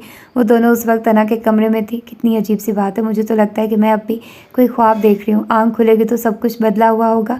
मुझे भी जब सब हकीकत का इल्म हुआ तो ऐसा ही लगा था, अना ने भी कहा। तो शहवार ने उसे बगौर देखा। वो बड़ी बस मर्दा और रंजीदा सी थी। अब तो सबको सारी बात का इल्म हो चुका होगा। अना ने महज सर हिलाया। अंकल का क्या रिएक्शन है? बहुत खफा है। मुझे तो देखकर रुख मोड़ लेते हैं। बात करना तो दूर की बात है। शहवार ने गहरा सांस लिया। वली को तुम लोगों ने बताया था ना? कुछ तवक्कुफ के बाद उसने पूछा। तो शहवार ने असबात में सर हिलाया। हमारा ख्याल था कि इस तरह तुम जो खुद को सज़ा देने पर तुली हुई हो, इसमें कमी आ जाएगी, लेकिन वली भाई तो और ज़्यादा ज़िद पर उतर आए हैं। ये सब मेरा कसूर है। मेरी बेवकूफ़ी से सज़ा तो मुझे मिलनी ही थी। मुझे काशफा पर बहुत तरस आ रहा है। और कितनी हैरत की बात है, ये काशफा अयाज़ की बहन निकली। ये तो सारा ख़ानदानी अखलाकी लिहाज से इंतहाई ज़वाल पजीर था। माँ बाप क्या, औलाद तक इस रविश पर थी। अना खामोश रही थी। शहवार ने उसके हाथ थाम कर उसके हाथ की पुश्त पर बने आबलों को देखा। सुर्ख व सफ़ेद हाथों पर ये आबले बड़े तकलीफ दे तासुर दे रहे थे। सब ठीक हो जाएगा, शुक्र है अल्लाह ने तुम्हें बचा लिया और अपने ही दाम में शिकारी आ गया। अना खामोश रही और शहवार ने बहुत नरमी से उसके हाथों पर ऑइंटमेंट लगाना शुरू किया। वो पिछले 2 दिन से अना ही की तरफ थी। अफशा और वली उसका बहुत ख्याल रख रहे थे। मुस्तफ़ा भी रात में चक्कर लगाता था। दोनों सहेलियों को एक दूसरे से बात करने का दिल खोल कर भड़ास निकालने का मौका मिला तो किसी ने मदाखलत ना की थी। वैसे भी सब चाह रहे थे कि दोनों ज़िंदगी के जिस जिस भंवर में फंसी हुई हैं, कह सुनकर जी का बोझ हल्का करते बहुत जल्द उससे बाहर निकल आए। वो लोग आज सुहेल की तरफ इनवाइट थे। शाहजेब साहब, ज़ोरा पुप्पो, मोहसिन अंकल और मेहरुनिसा बेगम के साथ साथ आयशा और सबा उनके शौहर भी थे। लहबा की जगह अब्बास आया था। मुस्तफ़ा काम में बिजी था, वो नहीं आ सका था और शहवार घर में लाबा के साथ रुक गई थी। ख़वातीन का अंदरूनी कमरे में बैठने का इंतज़ाम था, जबकि मर्द हजरात का बैठक में। फ़िज़ान साहब मेहमानों को वेलकम करते वक्त मौजूद न थे। शाहजेब साहब को अजीब सा लगा था। उन्होंने सोहेल से पूछा तो उन्होंने बताया कि वो रिफ़्रेशमेंट का सामान लेने निकले हैं। कुछ देर बाद वो घर आ गए थे। अबू बकर भी इन्वाइटेड था। उनका चेहरा बहुत संजीदा था। उन्होंने सामान किचन में पहुँचाकर खुद बैठक का रुख किया। सोहेल और अबू बकर मेहमानों के साथ मसरूफ़ गुफ्तगू थे। उनको आते देखकर सभी चौंके थे। ये मामू जान है, सोहेल ने तारुफ कराया तो सभी गर्मजोशी से मिले थे, जबकि शाहजेब साहब ने बहुत संजीदगी से उनसे मुसाइफा किया था। वो उलझे उलझे से थे। फ़िज़ान साहब सबसे महवे गुफ्तगू हो गए थे। शाहजेब साहब भी शामिल गुफ्तगू थे। अंदरूनी कमरे में राबिया, सबा और आयशा में घिरी हुई थी। वो उनसे पहले भी मिल चुकी थी, लेकिन इस बार मिलना किसी और नौयत का था। ज़ोरा को भी राबिया पसंद आई थी। भाभी सबको हैंडल कर रही थी। मेहरुनिसा बेगम राबिया के लिए कुछ सूट, ज्वेलरी, कॉस्मेटिक, वो भी और भी दिखा न जाने क्या कुछ लाई थी। बाहर मर्दों में शादी की डेट फाइनल हुई तो उन ख़वातीन ने इस पे ज़रूरत सलामी दी थी। महाजी ने राबिया को कंगन पहनाए थे। खाने के कुछ देर बाद गुफ्तगू हुई और फिर उन लोगों ने रुखसत चाही थी। फ़िज़ान साहब उन लोगों को खुद गाड़ी तक रुखसत करने गए थे। सब कुछ बहुत खुश उसलूबी से हुआ था। वो लोग घर वापस आए तो सीधे बाबा साहब के पास आ रुके थे। मेहरुनिसा बेगम और ज़ोहरा वहाँ का हाल अहवाल सुनाने लग गई थी, जबकि शाहजेब साहब संजीदा थे। क्या बात है, तुम बहुत खामोश हो? दोनों ख़वातीन चली गई तो बाबा साहब ने बेटे को देखा। न जाने क्यों मुझे लग रहा है कि मैं सोहेल के मामू से पहले कहीं मिल चुका हूँ या देख चुका हूँ। हो सकता है कारोबारी सिलसिले में तुम हज़ारों लोगों से मिलते हो। नहीं, वो इतनी बड़ी कारोबारी शख्सियत नहीं है। पेशे के लिहाज से वो कोई छोटा मोटा कारोबार दोस्त के साथ शराकत दारी की बुनियाद पर करते हैं और साथ मोहल्ले में। हो सकता है कहीं देखा हो, लेकिन याद ना आ रहा हो। वो मुस्कुराए। वैसे इखलाकी लिहाज से बहुत अच्छे इंसान थे। 2 माह बाद की तारीख रखी है। शहवार बेटी के एग्ज़ाम्स है, वो भी इस दौरान कंप्लीट हो जाएंगे। वो खुशदिली से कहकर उठ खड़े हुए। बाहर लड़कियों ने अब्बास को घेर रखा था और खूब रौनक लगा रखी थी। دیکھیں ماں جی، اس بار بھائی نے چن کر لڑکی تلاش کی ہے، اگلے پچھلے سارے گلے شکوے ختم کر دیے۔ عائشہ کو ذاتی لحاظ سے رابعہ بہت پسند آئی تھی۔ ماشاءاللہ، ہے بھی تو چندے مہتاب، بالکل شہوار کا پرتو لگی ہے مجھے تو۔ زہرا پھپھو نے بھی کہا۔ تو مہرالنساء بیگم چونکی۔ ہاں، مجھے بھی وہ کچھ شہوار جیسی ہی لگی تھی، شاید اس لیے کہ وہ انہی کی طرح سادہ اور دھیمے مزاج کی مالک ہے۔ صبا نے بھی تبصرہ کیا۔ اور اس دفعہ ایک تگڑا سا نیک تیار رکھیے گا، چھوٹی موٹی چیز پر ہم نہیں ماننے والے۔ لائبہ نے بھی دونوں بہنوں کے درمیان میں بیٹھے مسکراتے آواز کو کہا۔ خالی نیک کوئی اور بھی چیز مانگ لو، مسکراہٹ نہیں دیکھ رہی تم لوگ؟ ایسی مسکراہٹ ہو تو انسان کچھ زیادہ ہی مانگے۔ سجاد بھائی نے بھی اکسایا، سبھی آواز کو خوب تنگ کر رہے تھے۔ شہوار بھی ان میں آ بیٹھی تھی۔ کتنے مزے کی بات ہے، ہم دونوں اپنی جٹھانی بھی آ کر لائیں گے، شہوار نے کہا تو لائبہ ہنسی۔ آفاق کو تو سچ مچ ایک ماں مل جائے گی۔ صبا نے بھی لقمہ دیا تو مہرالنساء بیگم مسکرائی۔ اللہ میرے بچے کے نصیب اچھے کرے۔ جب تمہارے بابا نے دریا کا کہا تو میرا دل ہولا تھا، لیکن رابعہ سے مل کر پہلا خیال ہی آفاق کا آیا تھا۔ یقیناً یہ لڑکی آفاق کو سنبھال لے گی انشاءاللہ، زہرا پھپھو نے بھی کہا تھا تو سبھی نے آمین کہا۔ رات گئے تک محفل جمی رہی تھی، خوب رونق لگی ہوئی تھی۔ ایک عرصے بعد اس گھر میں پھر سے خوشی کے قہقہے گونج رہے تھے۔ رات گئے مصطفیٰ لوٹا تھا، اسے بھی گھر نے سب نے گھسیٹ لیا تھا، وہ بھی ان میں شامل ہو گیا تھا۔ صبا اور عائشہ تالیاں بجاتے گیت گانے لگی تھی، لائبہ اور شہوار بھی ان کا ساتھ دے رہی تھی۔ ڈھولک میں تال ہے، پائل میں چھن چھن، گھونگھٹ میں گوری ہے، سہرے میں ساجن، جہاں بھی یہ جائیں بہاریں ہی چھائیں، خوشیاں ہی پائیں۔ میرے دل نے دعا دی ہے، میرے بھائی کی شادی ہے، ہمارے بھائی کی شادی ہے۔ صبا اور عائشہ کا تو ماری خوشی کا برا حال تھا، دونوں کے چہروں سے خوشی پھوٹ رہی تھی۔ ماجی اور زہرا پھپھو بھی برابر ساتھ دے رہی تھی۔ مصطفیٰ نے ہنستی مسکراتی شہوار کو دیکھا تو دل میں ایک گہری طمانینت کا احساس جاگا۔ آج تو ہمارے عباس بھائی کے دل کی وہ کیفیت ہوگی۔ سجاد بھائی نے محبت سے عباس کے گلے میں باہیں ڈالی۔ گل تیرا رنگ چرا لائے ہیں گلزاروں میں، سجاد نے تان اڑائی تو سبھی نے ہوں ہاں کا شور مچاتے خوب رنگ جمایا۔ سجاد بھائی تو بڑے چھپے رستم ہیں، صبا نے بے انتہا خوشی سے کہا۔ جل رہا ہوں بھری برسات کی فواروں میں، عباس کی طرف سب نے بہت شرارت سے دیکھا تو عباس جھم کر رہ گیا۔ بھائی یاد رکھے، یہ عباس بھائی کی رابعہ بھابھی کے لیے دلی پکار ہے۔ بلے بھائی بلے، مصطفیٰ نے بھی عباس کا کندھا تھپکا۔ دیکھو بھائی، مجھے گانا پورا کرنے دے، اب درمیان میں کوئی نہیں بولے گا ورنہ عباس بھائی ناراض ہو جائیں گے۔ سجاد نے شرارتی نظروں سے عباس کو دیکھتے حاضرین کو کہا۔ آپ اپنی سریلی آواز میں اپنے فن کو جاری رکھیے بھائی جان، عائشہ نے شرارت کی، پھر سب ہنسے تھے۔ مجھ سے کترا کر نکل جا اے جان حیا، دل کی لو دیکھ رہا ہوں تیرے رخساروں میں، مجھ کو نفرت سے نہیں پیار سے مطلوب کرو، میں تو شامل ہوں محبت کے گنہ گاروں میں۔ اوئے ہوئے، عباس بھائی کا خوب ریکارڈ لگا تھا۔ مصطفیٰ نے سجاد کی کمر تھپ تھپائی تھی۔ آپ اتنے زیادہ پرجوش مت ہوں، ابھی آپ کی بھی باری ہے۔ سجاد بھائی تو اپنا فن دکھا چکے ہیں، اب آپ دکھائیے۔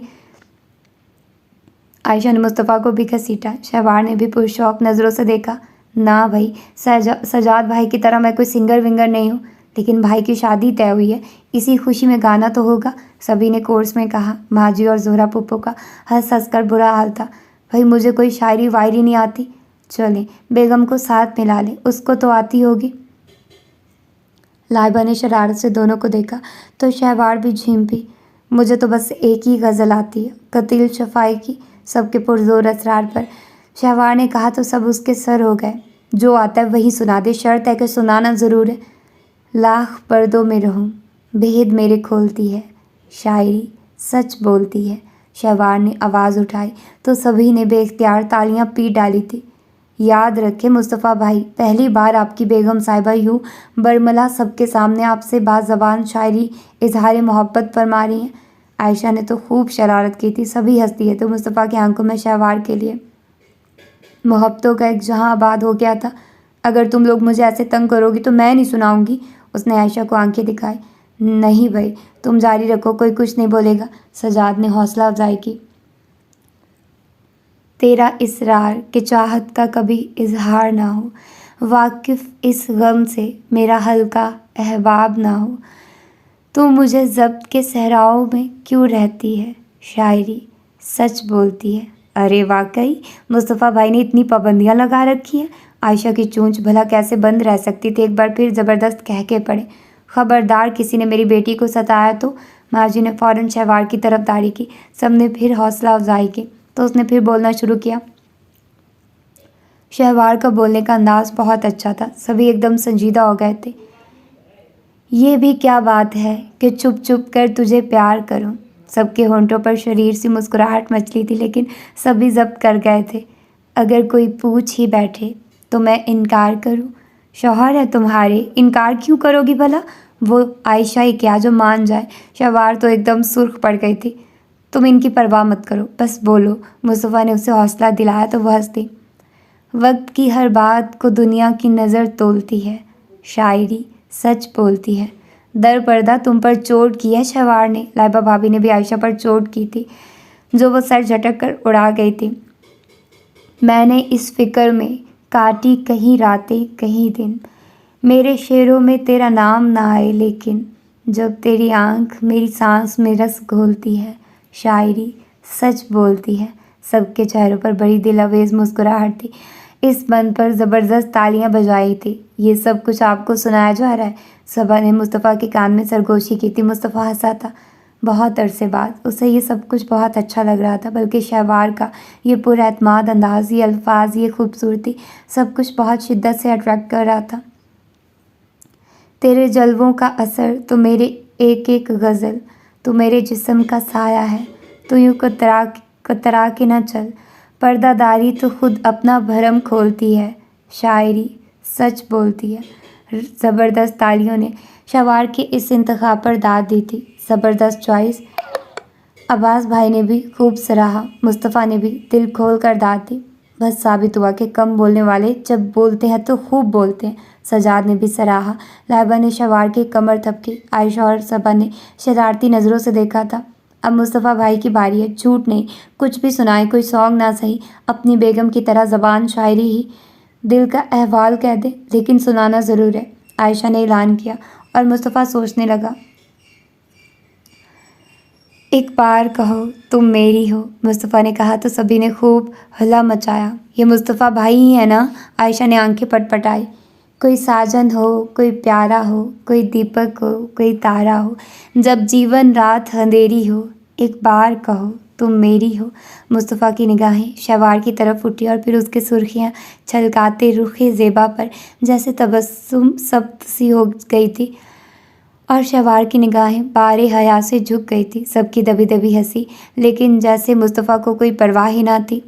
جب ساون بادل چھائے ہوں، جب بھاگن پھول کھلائے ہوں، جب چندہ روپ لٹاتا ہو، جب سورج روپ نہاتا ہو، یا شام نے بستی گھیری ہو، ایک بار کہو تم میری ہو۔ زبردست یار، تم نے تو کمال کر دیا، محفل ہی لوٹ لی، عباس بھائی نے ایک دم داد دیتے ہوئے کہا، اور مصطفیٰ نے بڑے سٹائل میں کارنش بجا لاتے تسلیمات کہا۔ ہاں دل کا دامن پھیلا ہے، کیوں گوری کا دل میلا ہے، ہم کب تک پیت کے دھوکے میں، تم کب تک دور جھروکے میں، کب دید سے دل کو سیری ہو، ایک بار کہو تم میری ہو۔ لفظوں کا انتخاب اور لب و لہجہ سب کچھ اس قدر دل نشیں تھا کہ شہوار خود مبہوت ہوئے دیکھے گئی تھی۔ کیا جھگڑا سود خسارے کا، یہ کاج نہیں بنجارے کا، سب سونا روپا لے جائے، تم ایک مجھے بہتری ہو، ایک بار کہو تم میری ہو۔ خوبصورت آواز میں مصطفیٰ نے اختتام کیا تھا۔ سبھی نے دل کھول کر داد دی تھی۔ جی او میرے بھائی، تم نے تو دل ہی لوٹ لیا۔ سجاد بھائی کون سا کم تھے، اپنے انداز میں داد دی تھی۔ سبھی خوش تھے، پر خوش تھے، پرجوش تھے، دل میں محبتوں کا سمندر لیے ایک دوسرے کی خوشیوں میں ہنستے مسکراتے چہرے۔ سبھی عباس کو اب فورس کر رہے تھے کہ اب وہ کچھ گنگنائے، اور عباس مسلسل دامن بچا رہا تھا۔ ماں جی مسکراتی جھلملاتی نگاہوں سے سب کو دیکھتے دل ہی دل میں اپنی خوشیوں کے دائمی ہونے کی دعائیں مانگ رہی تھی۔ دونوں اپنے اپنے ایگزامز کی تیاریوں میں لگ گئی تھی، جبکہ گھر والے شادی کی تیاریوں میں تھے۔ انا مزمحل افسردہ اور سب کچھ ہوتے دیکھ رہی تھی۔ انا بڑی مشکل سے خود کو مجتمع کرتے سارا فوکس بکس کی طرف کرنے میں کامیاب ہوئی تھی اور دل جمی سے تیاری کر رہی تھی۔ اکثر شہوار آ جاتی تھی تو دونوں مل کر تیاری کرتی تھی، یا پھر انا اس کی طرف چلی جاتی تھی۔ اس دوران کیا کچھ ہوا تھا قطعی بے خبر تھی۔ آنے والے دنوں میں بس شہوار کے ذریعے انا کو اتنا علم ہوا تھا کہ مصطفیٰ نے بابا صاحب سے ولید کے سلسلے میں کوئی بات کی تھی، اور اس اس کے بعد بابا صاحب نے اپنی بیٹی انا کے والدین اور ولید کو بلوایا تھا۔ باقی کافی دیر بحث ہوتی رہی تھی اور اس کے بعد فیصلہ کیا ہوا تھا کسی کو کوئی خبر نہ تھی۔ نتیجتاً انا کی طرف تیاریوں کا سلسلہ رک گیا تھا۔ دونوں پرسکون انداز میں اپنے پیپرز دے رہی تھی۔ اس دوران انا کو معلوم ہوا کہ کاشفہ اب پہلے سے بہتر تھی۔ عادلہ اسے ڈسچارج کروا کر اپنے گھر لے جا چکی تھی۔ مزید کیا ہوا تھا علم نہ تھا۔ وہ دونوں تو بس کتابوں، جرنلز، نوٹس میں ہی سر کھپائے ہوئے تھی۔ دن رات کی محنت رنگ لائی تھی۔ دونوں کے ایگزامز بہت اچھے ہوئے تھے۔ اس دن شہوار انا کے ساتھ ہی گھر آ گئی تھی۔ آج کل وہ ایک دوسرے کے گھر آ جاتی تھی اور پھر بعد میں ڈرائیور پک کر لیتا تھا۔ دونوں بہت ریلیکس ہو کر لوٹی تھی۔ روشی نے ان کو مزیدار سی چائے پلائی تھی۔ اب شادی کی تیاریوں میں جٹ جاؤ، تم دونوں کی وجہ سے ابھی کچھ بھی نہیں کر پائے ہم، روشی نے خوش دلی سے کہا تو انا کے چہرے کا رنگ بدلا تھا۔ شہوار نے اسے دیکھا اور ایک گہرا سانس لیا۔ رات پھپھو کی کال آئی تھی، بتا رہی تھی حماد بھی اسی ہفتے میں واپس لوٹ رہا ہے۔ اس نئی خبر پر انا کے چہرے کا رنگ مزید زرد ہوا۔ میں نے احسن سے کہہ دیا کہ آج رات وہ ہمیں ڈنر کرائیں گے، تم مصطفیٰ بھائی کو بھی کہہ دو وہ آج رات فری رہیں، روشی نے الٹیمیٹم دیا تھا تو شہوار نے سر ہلایا۔ باقی وقت اچھا گزرا تھا۔ رات کو سبھی ڈنر کے لیے تیار ہو گئے تھے۔ بڑے نہیں جا رہے تھے، بس روشی، احسن، انا، ولید اور شہوار تھے۔ مصطفیٰ کو آفس سے ہی سیدھا ہوٹل پہنچنا تھا۔ وہ پانچوں ایک ہی گاڑی میں گھر سے نکلے تھے۔ تینوں خواتین پیچھے تھیں۔ ولید گاڑی ڈرائیو کر رہا تھا اور احسن فرنٹ سیٹ پر تھا۔ قسم ہے جتنے دنوں انا کے ایگزامز رہتے روشی میڈم نے گھر پر کرفیو لگا رکھا تھا، اب اللہ اللہ کر کے خیر سے چھوٹے ہیں ہم، احسن نے بیوی کو چھیڑا۔ تو اور کیا کرتی، پہلے آپ نے اسے ہلا کر رکھا ہوا ہے، اتنا سب منہ نکل آیا ہے۔ انکل کا غصہ کم تھا کیا، جو باقی سب بھی ہاتھ میں لٹ لیے اس کے پیچھے پڑ گئے تھے، کم از کم اسے سکون سے ایگزامز تو دینے دیتے، روشی نے بھنا کر کہا تو شہوار ہنسی۔ ویسے بھی روشی کو سارا غصہ ولید پر تھا، جو اب بھی لا تعلق سا بنا ہوا تھا، جبکہ انا خاموش تھی۔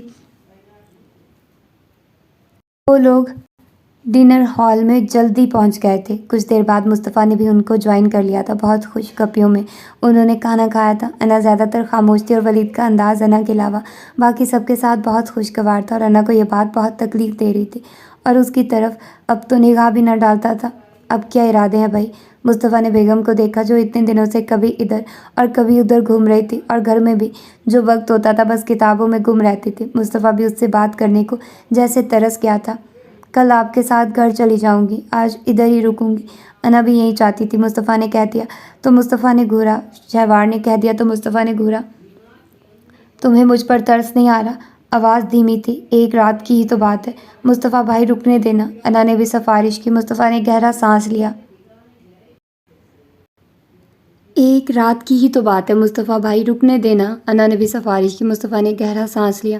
چلو دیکھ لیتے ہیں، ایک رات اور صحیح، مصطفیٰ نے سرد آہ بھری تو شہوار ہنسی۔ تم بھی آج ہماری طرف ہی چلو، کافی دن ہو گئے ہیں اکٹھے بیٹھے ہوئے، ولید نے کہا تو مصطفیٰ نے کچھ سوچا اور پھر سر ہلا دیا۔ وہ لوگ کافی دیر تک باہر رہتے۔ گھر سے باہر شہوار بہت کھل کر ہر چیز سے لطف اندوز ہو رہی تھی، انجوائے کر رہی تھی، ورنہ جب بھی باہر نکلتی تھی ایاز کا ہیولا ہر وقت آصف کی طرح سر پر مسلط رہتا تھا۔ عباس بھائی کی شادی کی تیاریاں بہت زور و شور سے ہو رہی ہیں۔ گھر میں صبا اور عائشہ ہر وقت متحرک رہتی ہیں، ہر وقت رونق سی لگی رہتی ہے۔ روشی کے پوچھنے پر کہ شادی کی تیاریاں کہاں تک پہنچی ہیں، شہوار تفصیل سے بتا رہی تھی اور رنا کا دل سرد خانے میں مقید ہوتا جا رہا تھا۔ کاش وہ کسی سے کہہ سکتی کہ اس کے دل کی کیا کیفیت تھی۔ ولید نے تو اب پلٹ کر دیکھنا بھی گوارا نہیں کیا تھا اور وقار صاحب نہ جانے وہ اس کے ایگزامز کو لے کر اس کے ساتھ نرم ہوئے تھے۔ مصطفیٰ کے بابا صاحب سے ملنے کے بعد سے وہ اس سے اب سرد مہری سے پیش نہیں آئے تھے۔ نہ جانے بابا صاحب نے ان سے کیا کہا تھا، شہوار کو علم نہ تھا اور روشی سے وہ پوچھ نہیں سکتی تھی، وہ عجیب سی کیفیت میں تھی۔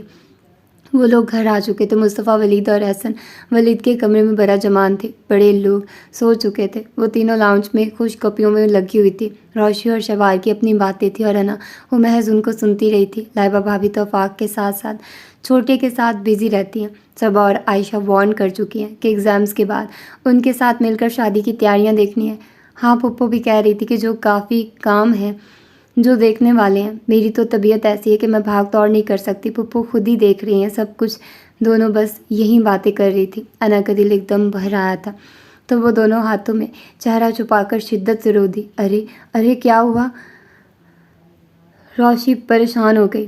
تم لوگ میرے سامنے اس قسم کا ذکر مت کیا کرو، روشی نے شہوار کو دیکھ کر گہرا سانس لیا۔ انا روتی رہی اور پھر چہرہ صاف کر کے اس نے دونوں کو دیکھا اور دونوں سنجیدہ تھی۔ کیا یہ شادی رک نہیں سکتی؟ اس کے لہجے میں آسو امید تھی۔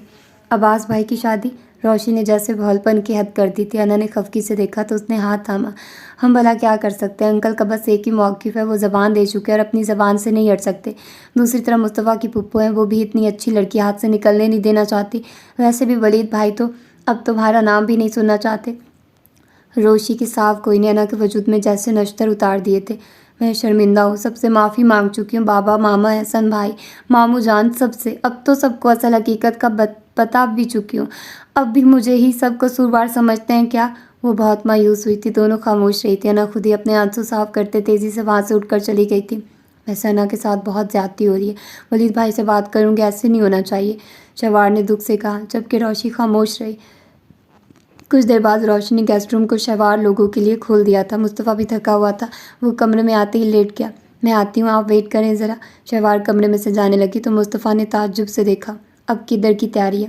ولی بھائی سے بات کرنی ہے، بس ابھی آتی ہوں، وہ کہہ کر کمرے سے نکل آئے۔ جبکہ پیچھے مصطفیٰ نے گہرا سانس لیا۔ وہ ولید کے کمرے میں آئی تو وہ بھی بستر پر لیٹ چکا تھا، اسے دیکھ کر اٹھ بیٹھا۔ آپ سونے لگے تھے؟ اس نے محض سر ہلایا تھا۔ شوار مسکراتی ہوئی ولید کے پاس آ بیٹھی تھی۔ ایک بات کہنی تھی آپ سے، ولی نے سنجیدگی سے دیکھا۔ آپ کی بابا صاحب سے کیا بات ہوئی تھی؟ کیوں؟ مجھے کوئی کچھ بھی نہیں بتاتا، جس سے پوچھتی ہوں ٹال جاتا ہے۔ دیکھیے مجھے صاف صاف بتائیں، آپ سب کیا کرنا چاہتے ہیں؟ کچھ نہیں کرنا چاہ رہے ہم لوگ۔ شوار نے سنجیدگی سے بھائی کو دیکھا۔ انا بہت ڈسٹرب ہے، اس کا اتنا بڑا جرم تو نہیں کہ آپ انا کا مسئلہ بنا لیں، پلیز آپ اسے معاف کر دیں۔ ڈونٹ وری، میں کسی سے ناراض نہیں ہوں، تو پھر آپ انا سے شادی کر لینا پلیز میری خاطر۔ وہ انا اور بھائی دونوں کی محبت میں مجبور تھی۔ ولید نے گھورا، شادی کوئی بچوں کا کھیل نہیں، تمہاری دوست نے انگوٹھی اٹھا کر میرے منہ پر مار دی اور اب اپنی غلطیوں پر شرمندہ ہو کر معافی مانگ لی اور سب ٹھیک ہو جائے گا۔ مصطفیٰ کی پھپھو کی بھی خاندان میں ایک عزت ہے اور ادھر انکل بھی اپنی زبان کے پابند ہے۔ جو جیسا ہو رہا ہے ہونے دو، بجائے اس کے کہ اپنی دوست کی جذباتیت کو دیکھتے تم مجھے آ کر سمجھاؤ، بلکہ جا کر اسے سمجھاؤ کہ جو ہو رہا ہے ہونے دے۔ آپ کو ذرا دکھ نہیں ہو رہا؟ اس نے بہت دکھ سے پوچھا۔ دکھ کیسا؟ ولید سنجیدہ ہوا۔ کہ آپ کے دل میں کبھی بھی انا کے لیے کوئی احساس پیدا نہ ہوا تھا؟ بے وقوف لوگوں کی خاطر میں دل کے عارضے پالنے کا قائل نہیں ہوں، میں پریکٹیکل بندہ ہوں، میرے پاس ان فالتو کاموں کے لیے کوئی وقت نہیں۔ سنجیدہ انداز تھا۔ شوار نے بہت دکھ سے ولید کو دیکھا اور پھر بغیر کچھ کہے اٹھ کھڑی ہوئی۔ ولید نے اسے نہیں روکا تو وہ کمرے سے نکلی تو بہت افسردگی سے مسکراتے بستر پر آ بیٹھی تھی۔ یہ چہرے پر 12 کیوں بج رہے ہیں؟ مصطفیٰ نے فوراً نوٹ کیا۔ مجھے ولید بھائی سے ایسی سنگ دلی کی امید نہ تھی۔ وہ بہت دکھی ہوئی۔ میں اتنی محبت سے ان کے پاس گئی تھی اس مان کے ساتھ کہ وہ میری بات نہیں ٹالیں گے، لیکن انہوں نے تو مجھ سے سیدھے منہ بات نہیں کی۔ اتنا عرصہ بعد مجھے ایک بھائی جیسا مان ملا، اتنے ارمان تھے میرے دل میں، لیکن وہ تو اتنے روڈ اور سنجیدہ ہو رہے ہیں کہ میرا دل ہی ٹوٹ گیا۔ بات کرتے کرتے اس نے آخر میں باقاعدہ رونا شروع کر دیا اور مصطفیٰ نے سنجیدگی سے سر پر ہاتھ رکھ کر اسے دیکھنا شروع کر دیا۔ کیا ہوا ہے؟ آپ ایسے کیوں دیکھ رہے ہیں؟ آنسو صاف کرتے اس نے مصطفیٰ کا انداز دیکھا تو پوچھا، انداز شکایتی تھا۔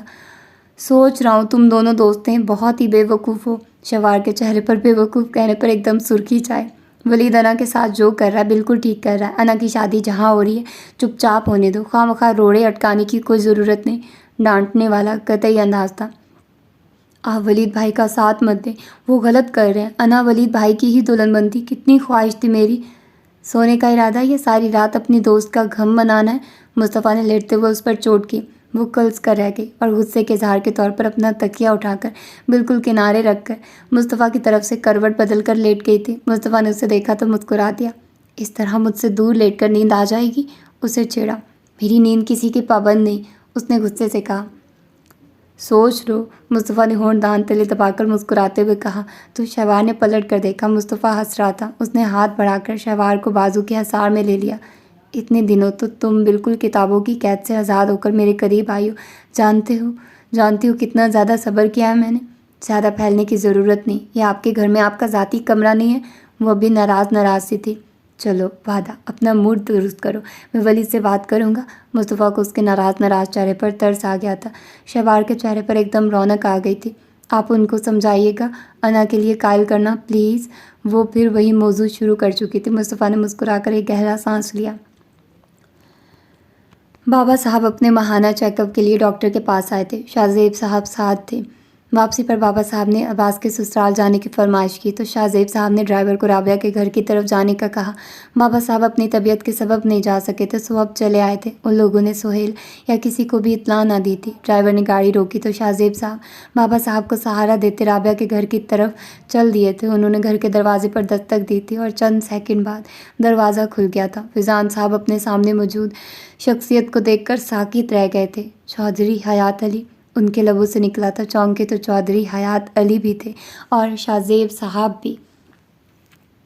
کاشفا پر پھر سے جنون طاری تھا۔ وہ بھی گھر سے نکلی تھی۔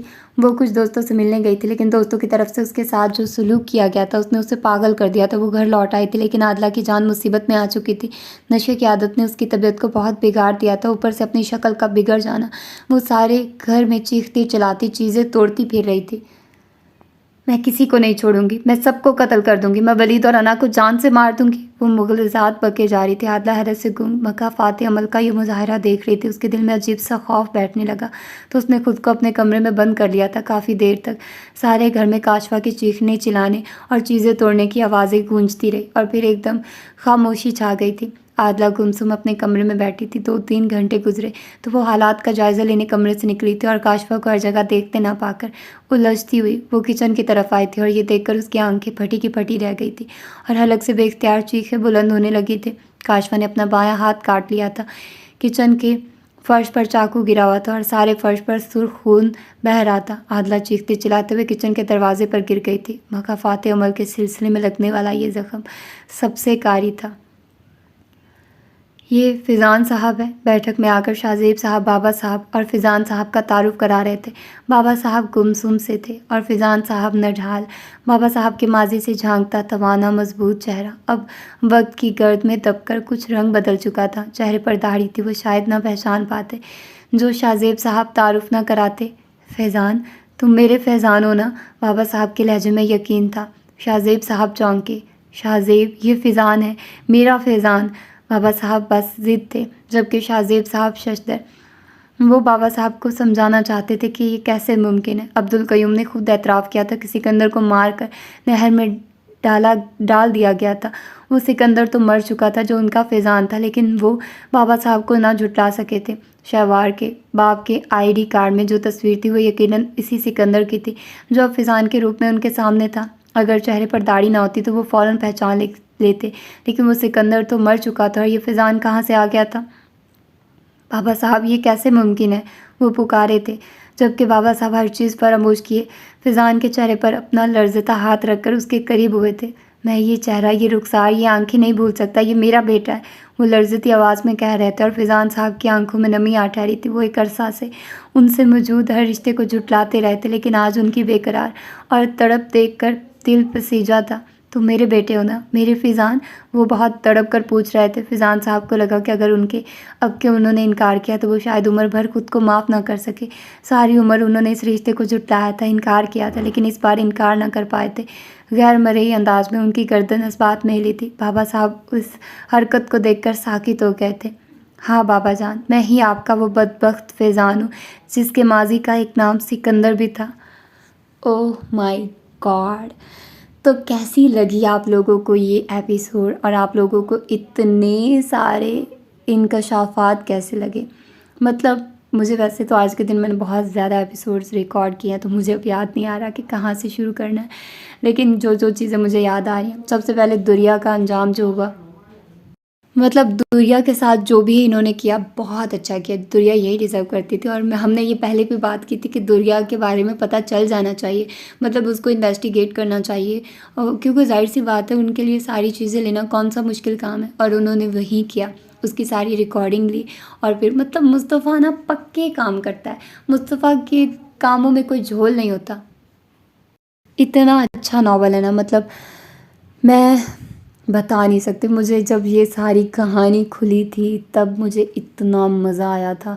جب میں تب تھی تو ہم بہت ایکسائٹڈ، ہم تینوں بہنیں پڑھتی تھی نا، تو ہم دونوں کہتے تھے آپی پتہ ہے کیا ہوا، یہ ہوا آج، یہ تو فیضان یہ نکلا، ہمیں تو لگ رہا تھا یہ، ہمیں تو تھا کہ یہ ہوگا وہ ہوگا۔ تو ہم لوگ ڈسکس کرتے تھے، اور جب آپ ایک ناول کو ڈسکس کرتے ہیں نا ایک دوسرے کے ساتھ، آپ کو مختلف لوگوں کے خیالات کا پتہ چلتا ہے۔ مطلب آپ تصویر تصویر تو نہیں کہہ سکتے، آپ ایک انداز سے دیکھ رہے ہوتے ہیں لیکن دوسرا انسان کسی دوسرے انداز سے بھی دیکھ رہا ہوتا ہے، ٹھیک ہے. تو اس میں جو تھا نا مطلب مجھے تو بہت مزہ آیا. اور پھر دیکھا جائے تو یہ ولید صاحب بہت ہی اکڑو بن گیا، اور بیچاری شوار کتنی کیوٹ ہے یار. وہ جاتی وہ کہتی مجھے لگا میرا بھائی یہ مان ہے، تھوڑا سا میری بات مان جائے گا، لیکن مجھے بھی صاف انکار کر دیا. کتنا بدتمیز ہے یہ ولید. ہماری جو پیاری سی ہیروئنیں ہیں ان کا دل توڑ دیتا ہے. مجھے تو غصہ آ رہا ہے اس ولید پر، بڑا ہی بدتمیز ہے یہ. اور مصطفیٰ تو ہے ہی اچھا انسان، مطلب جس طرح سے اس نے دریا کے ساتھ کیا ٹھشو اس کو تو اور تھپڑ مارنے چاہیے تھے زیادہ والے. اور پھر یار فضان نہیں مل رہا تھا، کسی سے مل نہیں تھا. اینڈ پر وہ ملا. شہزیب کہتا ہے کہ مجھے لگ رہا تھا کہ میں نے اس کو دیکھا ہے، کہیں اس کو دیکھا ہے میں نے، پر یاد نہیں آ رہا تھا کہ کہاں دیکھا ہے. اور پھر جیسے کہ اب وہ بابا صاحب کو لے کر گیا، مطلب یار تم لوگ دیکھو کہیں کہانی میں جھول نہیں ہے. اور پھر کاشفا کا انجام، کاشفا کی اب ظاہر سی بات ہے وہ مر چکی ہوگی، اور عاطلہ جس طرح سب کو دیکھ رہی تھی. اور یہ سارا کچھ مطلب مجھے تو بہت مزہ آیا، میں نے بہت انجوائے کیا اس ناول کو. اور یار میں اب دن میں ریکارڈنگ کرتی ہوں تو میں اتنی زیادہ تنگ ہو رہی ہوں نا، باہر اتنا زیادہ شور ہوتا ہے، میں سب کو چپ کروا کے بھی تھک گئی ہوں. اور میں اتنی زیادہ اریٹیٹ ہوتی ہوں نا جب اس طرح سے سچویشن ہو، مطلب اب میں ان کو روک بھی نہیں سکتی، ان کی بھی نارمل لائف ہے، اور یہ ساری چیزیں مجھے بہت زیادہ اریٹیٹ کرتی ہیں. اور اس کے ساتھ انشاءاللہ ناولس ختم ہو رہے ہیں تو پھر نئے ناول بھی سٹارٹ کرنے ہیں. تو آپ لوگوں کو میں ایک ماہ ملکہ ناول سناؤں گی، مطلب مجھے اس کی ریکویسٹ بھی کافی آئی ہے. اور یہ نیا ناول بھی ہے، مہرونسا کی فرینڈ نے یہ ناول مطلب لکھا ہے. تو اور ہے بھی تھوڑی حالیم ٹائپ سٹوری، اور مطلب حالیم ٹائپ اس طرح سے کہ اس میں مطلب مجھے بھی اب کچھ پتہ نہیں ہے، مجھے بھی یہی بتایا گیا کہ اس کی سٹوری اس طرح کی ہے کہ وہ بیک وقت کا سفر طے کر لیتے ہیں، جس میں وہ کسی اور دنیا میں چلے جاتے ہیں، دین ادھر کی سٹوری سٹارٹ ہوتی ہے. تو اور پھر کیا ہے کہ اس کے علاوہ میں ایک اور بھی ناول سٹارٹ کروں گی، سائمہ اکرم چودھری کا ناول، تو وہ بھی. اور ساتھ میں عنکبوت تو چل رہا ہے، ساتھ میں شارٹ ناولز. یار میں اتنے دنوں سے ریکارڈ کیا پر میں اپلوڈ نہیں کر پا رہی، تو وہ بھی انشاءاللہ کل اس کی ایپیسوڈ، مطلب کل تو نہیں، اب تک یہ پتہ نہیں کون سی ایپیسوڈ ہے، لیکن یہ ابھی اپلوڈ ہی نہیں ہے، ہو سکتا ہے اب تک میں نے اپلوڈ کر دیا. تو آپ لوگ دیکھ سکتے ہیں فار ایور بک ہیون پر، وہاں پر شارٹ ناولز اپلوڈ ہو رہے ہیں، ٹھیک ہے. تو اپنا ڈھیر سارا خیال رکھیے گا، ملتے ہیں کسی اور ایپیسوڈ میں. اپنا ڈھیر سارا خیال رکھنا اور مجھے دعا میں یاد رکھنا. اللہ حافظ.